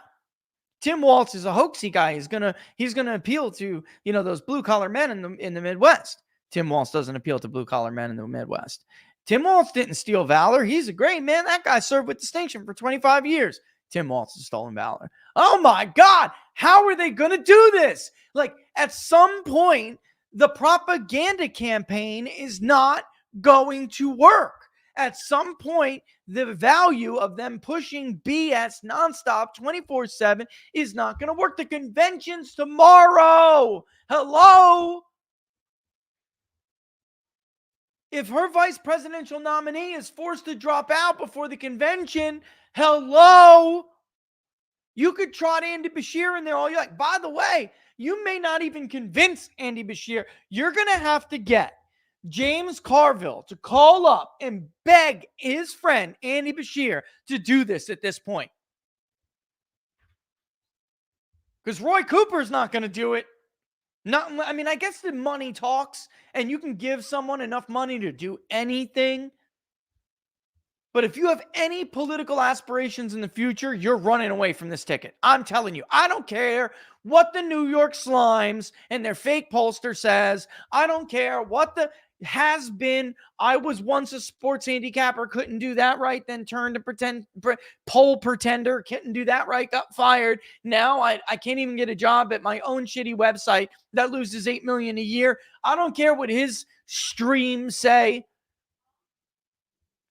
In the real world, where they don't lie in front of the camera, off camera, behind closed doors, nobody's going to want to touch this ticket if Tim Walz runs. Nobody. You're going to have to bribe them with something. You lose, don't worry. We're going to set you up in Boeing with a super cushy job. We're going to take care of you. As Rod Blagojevich, by the way, if you missed his interview with Benny Johnson yesterday, Rod has stories, man. This guy can tell you about the carrot and the stick, about how this stuff really goes. I'd vote for Rod Blagojevich. Let me just tell you right now. If Rod Blagojevich made a comeback, I would vote for Rod Blagojevich. Even if he ran as a Democrat, ran as a Republican, ran as an independent, I don't give a damn. I like Rod Blagojevich. I like him. And I would vote for him. He really does care about the little guy. He always did. He just got caught up. He got caught up doing absolutely nothing that nobody else does wrong. He just got caught up in the myth that is Barack Obama and had to pay the price for it. I would vote for Rod Blagojevich like I would vote for Huey Long. Like, I don't really give a damn about what you say they did. I personally don't give a shit because they're more real to me than you are. And I know you're a crook too, if not a worse one. So I really don't care. And if Rod Blagojevich decided to run for something in the future, I would vote for you, Rob. And by the way, Rod, I'd tell others to vote for you too. I would. Guy's the real deal, man. You got to watch that interview. Ryan, how big of a problem do you think universal voter registration is? Not as big of a problem. Barnes thinks the problem is minuscule. It is. We know it is. I'm not saying that illegals don't end up on the voter rolls, and I'm not saying they don't end up on the voter rolls like that. They do. It's just not huge. It's not. And there's publicly available voter registration data.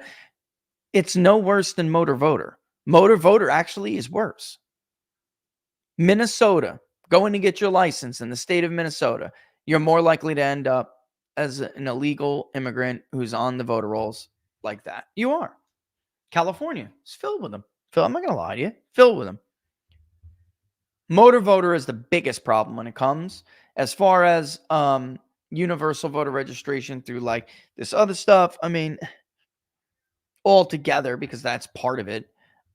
It's just, I guess in elections when things are in one on the margins, folks, and presidential elections in America in the modern era are close. So I guess like any of these problems is a big problem.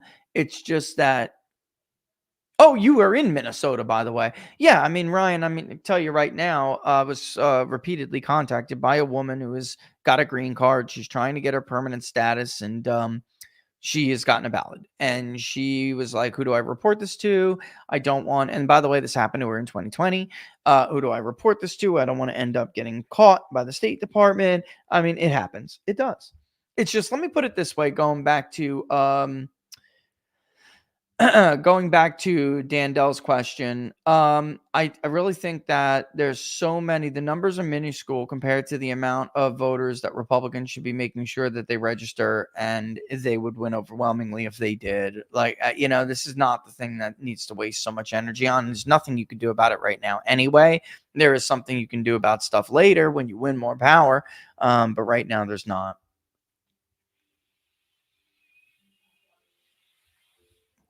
Barnes has said Kamala always underperformed competitive races. Yeah, that's true. And you're right. And this is Drearier from Locals. She got less votes than Hillary. This is true. I'm telling you, she's not likable. I'm telling you, she's not a likable person. And this can be manifested into reality. But as of right now, it is not reality. She's not a likable person.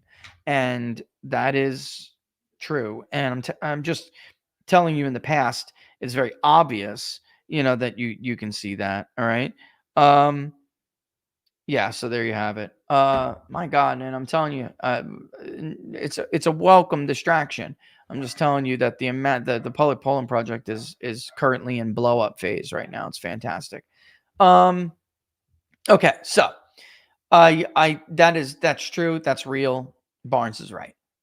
What chance would you give Trump? But again, this is a presidential election and it is more partisan. So remember that. So there will be people who don't like Kamala, but will still vote for her anyway because they're partisans. Okay. What chance would you give Trump of flipping Minnesota, Maine, New Hampshire, Virginia, and New Mexico? At this point, I got a poll again to see it. In the poll that we just did, I would give Trump only like a 40% chance of flipping a state like Minnesota. That's still pretty good, though. Virginia, well, let me put it this way. New Hampshire and Virginia, I am super, super skeptical of. Minnesota, I am kind of now because of we'll see. Not because of Walz himself. It's just they're doubling down on that kind of campaign, and that's how you kind of shore up Mexico. Walz just reaffirms that. He's not the bombshell pick himself, but he reaffirms it, and he's the governor there, so he could steal votes if he wanted to. And I'm just going to be plain with you guys. The governor can steal votes. The governor has an enormous amount of control over whether or not votes are counted correctly or not. All right. So Trump needs to win that state by a significant margin. Maine, I do think Maine is a perfect state that could throw a massive polling error. Someone like Kamala Harris is going to be popular in Portland, and that's just about it. All right. Biden still had a hoaxy feel to him. Hillary benefited from the state just starting the realignment. Biden was facing what happens when an unpopular Democrat runs in Maine. And that is what I think that is still the scenario that Kamala Harris can face. By the way, Harris's own polling only had her up less than a point in Minnesota. So those are two states that can get swept away if the election gets away from her. New Mexico, we'll have to see more with what Hispanic women do. Hispanic men alone would not be enough to carry that. However, if Trump is still polling among Hispanics the way he was polling now, even in polls where he's starting to lose some support with them, he's still doing much better than he did in 16 and 20. If he ends up with 45% of the national Hispanic vote, it is possible he does better in New Mexico because the last two elections, he still did better with Hispanics in New Mexico than he did nationally among Hispanics. And that would make New Mexico very close. The polls wouldn't see it. They didn't see it the last two times it happened. They wouldn't see it again. I'm telling you. And by the way, there was a poll out recently. It said like Harris by 5 in New Mexico. That's a catastrophe for her. That's an absolute catastrophe. Biden barely won the election, and he won New Mexico by a little over 10. If not mistaken, he wasn't even residing in his MOS. He had already reached his staff tour. Yes, Garrett from YouTube.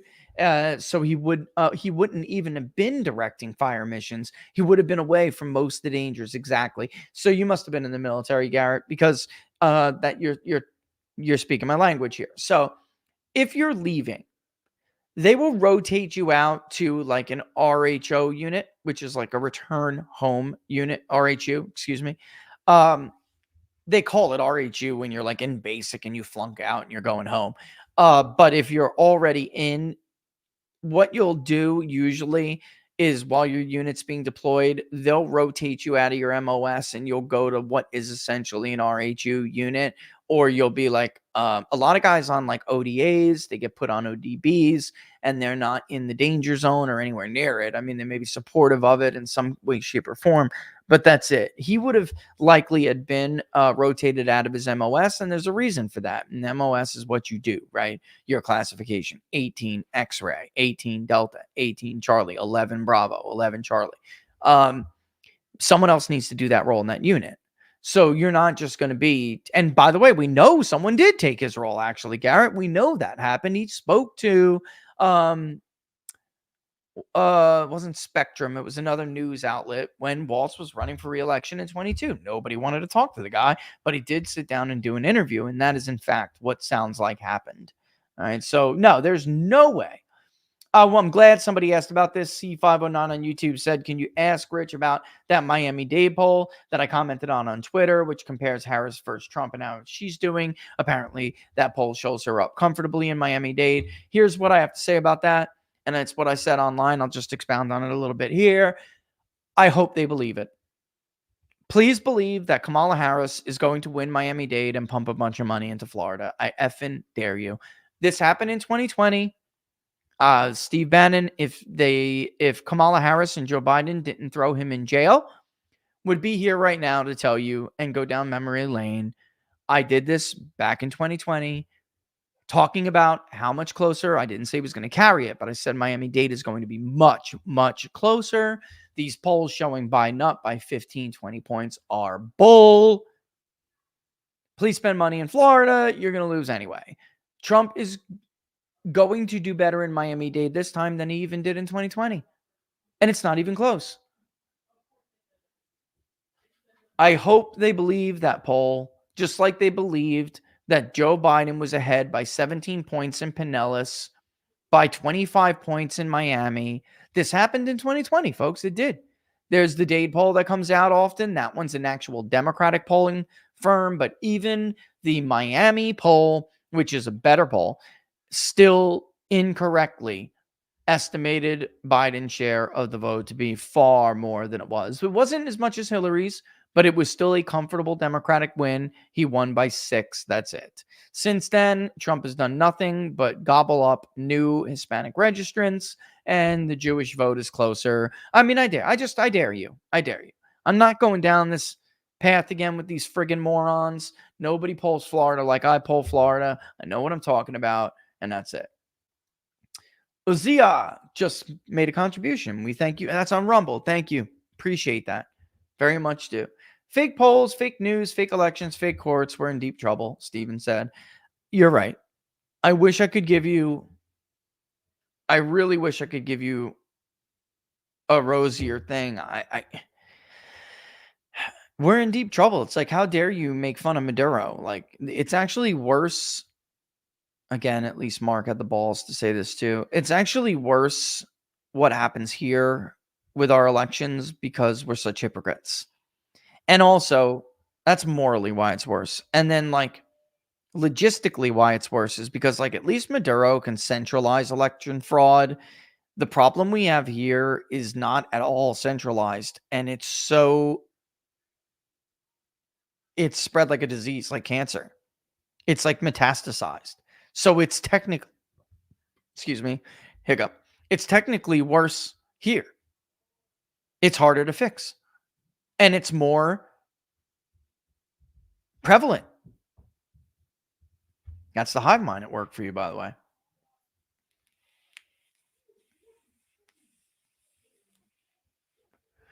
Yeah, that's a good question, asking about what else will come out with Walz other than Stolen Valor. I'm not prepared yet to say some of these things live because I haven't gotten the rest of some stuff from someone yet. But apparently there is a lot of stuff that's being held back. I imagine they're holding it close to the vest because they don't want it to leak.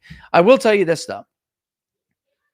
I made that comment about the special operations patch on his hat because I have like 50 other images of this guy walking around with the special operations patch.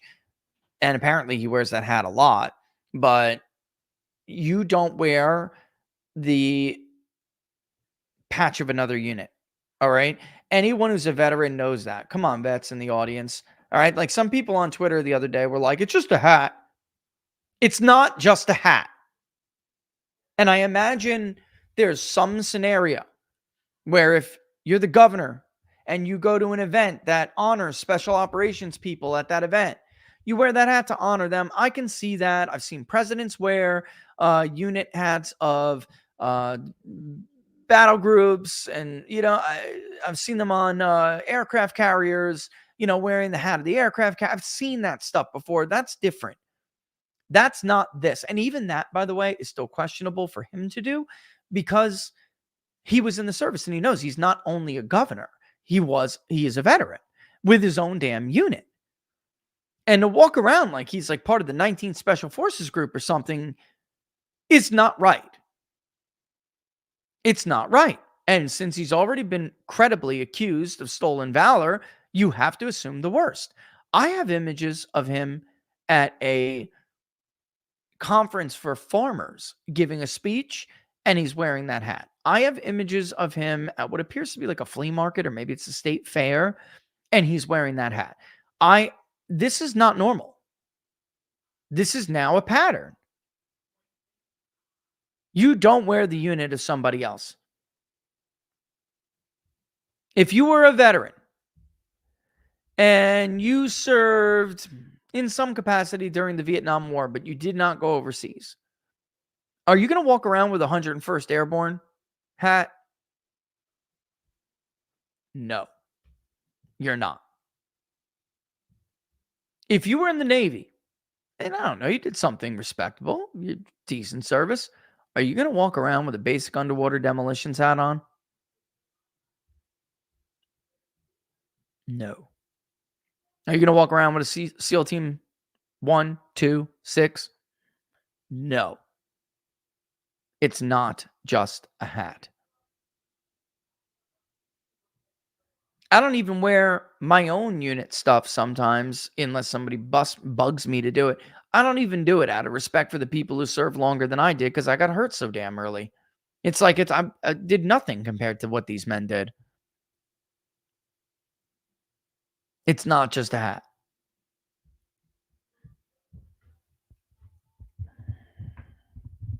I don't even like wearing my blue cord. I don't even like showing it. I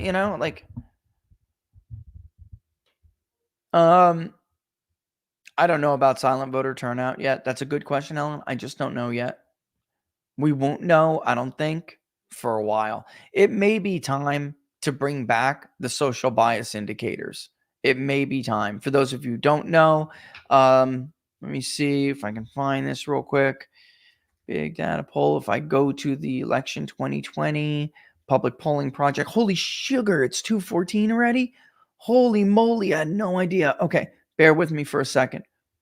So if we go to the, holy moly, I had no idea we were this far over. I hope you guys don't mind. I know you guys got probably some things to do. If we go to the election 2020 public polling project, okay, and we go down now, you can see the horse race results, okay? You could see the belief in a shy Trump vote. And here are some of the indicators. How comfortable or uncomfortable are you talking to each of these groups? This was pollsters. Of course, we had a series of them, 6 of them, to try to ferret out shy Trump voters. Obviously, we crossed them with those who do believe there is a shy Trump vote. Everyone, everywhere, believed there was a shy Trump vote. It may be time to bring back this or something like this. In fact, I got a text from Barnes 2 days ago saying maybe it's time to ask the neighbor question. I don't do the neighbor question. I have my own way of doing it, but I understand his point, and it may be. It's a good point. Does stolen valor matter to Harris voters? No. To Harris's voters, core Democratic voters, no. You're talking about that 9 to 12% that have been telling us for over a year they voted for Biden, but they're going to vote for Trump or thinking of it, right? And those are the people that will care. Trump built up his ground game compared to past elections enough to prevent a steal. Or has he? At this point, I don't think so. I think if Trump wins beyond the margin of fraud, it'll be because of Donald Trump. They've outsourced a lot of that stuff. I've spoken to people who are in charge of the state for the Trump campaign to get stuff out. I am unimpressed with what they're doing. I'm just being honest. Not trying to start a fight or pick a fight with anybody here. You know who you are. You know who I'm talking about. I've talked to multiple of you now. I can count you on about one hand, 5.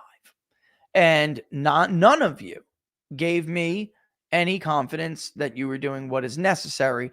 I gave you the right direction. You chose not to do that.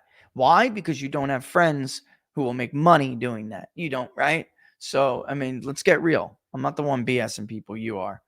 Now, the RNC is doing some very productive stuff, and that is exactly what I expected Michael Whatley to do, who is really kind of jointly trying to bring the Trump campaign's efforts together with it, and that's what Michael Whatley does, and I know he would see the value of certain things. I also think that there are some things they actually should listen to Michael about, but they're not, because there's some people who have it in more with Trump, and Trump's kind of relying on some of them, and Michael's the new kid on the block in that crowd, and that may end up to be the incorrect move. I'm just saying. All right. I've noticed other states like Nevada have cleaned up the voter rolls. Big win, Gabriel, in the state of Nevada when it came to that, and that's Alita. I mean, she's a bright woman.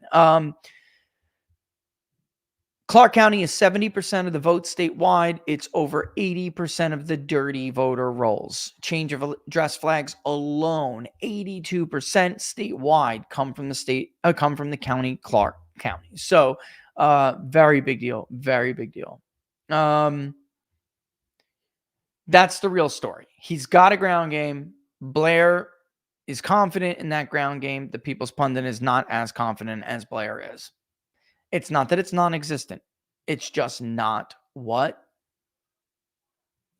I personally think can be done and should be done. Because you're talking about a different... I feel like they don't know the voter that they're targeting. And they're doing much of the same, or much of the way Democrats do it. They're either trying to copy what Democrats are doing, or they're doing much of the same with new tech. And it's like, Democrats are going after a different kind of person. There needs to be a very specific way that you reach out, contact, or even identify, but then contact these voters and get them motivated. That call to action has to come from a certain kind of person. It has to come from, I'm not getting into it with them right now. They know. I mean, I don't know how many more times I would have to explain it. Their shit is too generic and sterile. That may work on a liberal who is an ideological fanatic. It will not work on a guy who is just trying to wait on tables, but would otherwise vote for Trump if he was an actual voter, has no money in the bank, hiding out. I mean, Nevada is the state to do that. It won't work on a guy who's in northwestern Minnesota who just wants to be left alone and hang out in his tree stand, or that very same guy kind of in Pennsylvania or Michigan or Wisconsin, whatever. It's not going to work on them. They're going to go, oh my God, another text message, up yours. Because you didn't word the text message correctly. Because your initial contact wasn't done through the right channel. Think about it, guys. Conservatives are what? They're much more skeptical. They believe more in personal relationships. It's different. There are words you can't even say. Otherwise, you lost. They're tuned out. They're gone. And you'll never get their attention back. They already believe the entire system is corrupted and working against them. You're sounding and acting like you're just part of that system. There's nothing new about you. There's nothing fresh about you. Scott Pressler is a genuine dude. I just saw that because I know I got to go here, and I'm trying to pick out a couple of last ones. Scott Pressler is a good guy. He is the genuine article. He really believes in what he is doing. He shouldn't have gone to Tony Fabrizio. But why? And I'm going to say why. And I like Tony. He's a good pollster. But you go to Trump's pollster, everyone's going to dismiss your result as a result from Trump's pollster. So your poll in Pennsylvania, done by somebody who's credible, no doubt. And he's in the club. There's no doubt Tony's in their club because he was anti-Trump. He personally doesn't. He's not a Trumper.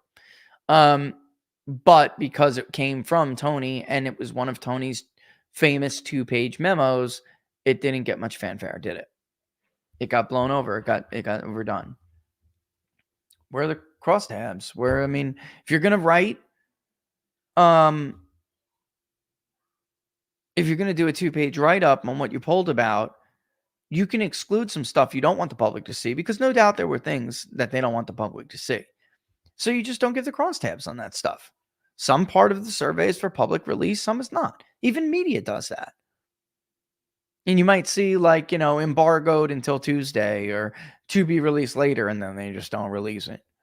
There's nothing wrong with them saying this work is for us and our organization, so we are not going to release them. But a 2-page memo, you know, when everyone's putting out all these polls showing you down, I just don't, from Trump's pollster, I just don't think it has much persuadability. It made it very easy for people to go, But Scott breaks his butt. Republicans should wish to have 1,000 Scott Presslers. But there's a role that Scott should play, because there's what Scott does. He does better than most, if not anybody on the right. Don't try to step in another lane. Use each other's talents and lean on each other. Stop trying to pretend like you all can do everything as effective as that person can do it. You can't. You can learn, and you can do a little bit. Speaking of the Army, speaking of 18 series, you can do a little bit of cross training. You know, you don't all have to go to the same Q course. But understand, Scott went to that Q course. He's going to be better at it than you. So let Scott cross-train you, but don't pretend you're a friggin' expert and now you want to make millions of dollars because you cross-train with Scott for a little bit. There's still somebody, Scott is going to be better than you at it. Just like whatever it is that you do, you can cross-train Scott, but don't pretend like Scott's going to be better than you. I just, liberals don't do that stuff. They don't. Sorry, they don't. Would be a bad move for Trump to have Rod as an advisor in the White House. Here's the beautiful thing. If you're Donald Trump and you're reelected Iron Duke, you could have who the hell ever you want at the White House. I'll make Rod Blagojevich my chief of staff and then tell the media to kiss my rosy red Italian ass. Because there's nothing you can do about it. Batman. Is there any merit to the idea of Washington House primary results being indicative of the election day electorate? More so with midterms. More so with midterms. That used to be the case a while ago. It's kind of fallen below its predictive value in times past. But yes, there is. It's just like Sean Trendy has written actually quite about this. You can go back and read it. It's good stuff, but it didn't hold water last time, did it? It didn't. Not the last two elections. It really did not hold water. So yeah, it's good stuff. Good stuff. All right. So there it is. I guess that's it. Oh my God, it's 2:25. Don't forget, if you like the video, to like it, to share it far and wide. If you are on YouTube, it'd be great if you could do the same and mosey on over to Rumble and subscribe there and like there as well. It takes a minute of your time. I don't care if you never watch it there again, but it takes a minute of your time, and we would greatly appreciate it because it does help a lot. Vice versa to everyone else. But of course, the best place to follow us is on Locals, peoplespundit.locals.com, peoplespundit.locals.com. And of course, all the links to our advertisers, who we thank so much, are in the description. Freedom Gold USA, and of course, the wellness company we love to death. Hopefully we get Dr. Drew Pinsky on here soon, man. We keep missing each other. We'd love to have Dr. Drew on. Can't wait to have a conversation with him about all sorts of stuff. But twc.health/TPP for the wellness company, and freedomgoldusa.com/rich for Freedom Gold. The public polling project link is in the description. I could see it binging when I'm on the show. You guys were really rocking and rolling. Share it far and wide. And I'm dying to get back in the field. We just want to thank you for it. You guys have really turned this project around the last 2 weeks. It's given me a lot more I don't want to use the word hope here, but it's given me a lot more confidence that this is going to work this year. Nobody's been able to do this, let alone consistently, for as long as we have. Everybody tells me we're going to fail. They've been saying that since we started it, and we did it in 20. It was great. We were able to maintain it somewhat in 22. I don't want to step in the landmine we stepped into, though, in 22, running all over the place to poll every state, not having final polls, and then opening ourselves up to criticism as if like a poll you do in Georgia in August is going to be as accurate as like having a final poll. So we're going to be modest, or we'll be within our means. But from 22 on to 20, it was midterm cycles, so you'd expect less, but I was not at all confident we were going to make this work in 24, although I was shooting for it, was hoping for it, and it does look like it's going to if this keeps up. So that's great. I mean, 20 was a huge success. I could put a state out and be like, hey, which one you want to track till the end of the election? And you literally funded all 3 Rust Belt states. And for the last 2 weeks of the entire election, it was like bing, bing, bing, plus monthly at least surveys. It was great. All right. Guys, so thank you for that. And thank you for this. All right. So I'll go. I'm going to get out of here. I'm going to kick rocks. Nothing but love for you. Sunday book club. Don't forget. And we will see you guys soon. Thanks as always. Have a safe weekend. Thanks for watching Inside the Numbers. Don't forget what I told you. Deuces. And don't forget what I told you. Watch out for the BS. Watch out for the BS.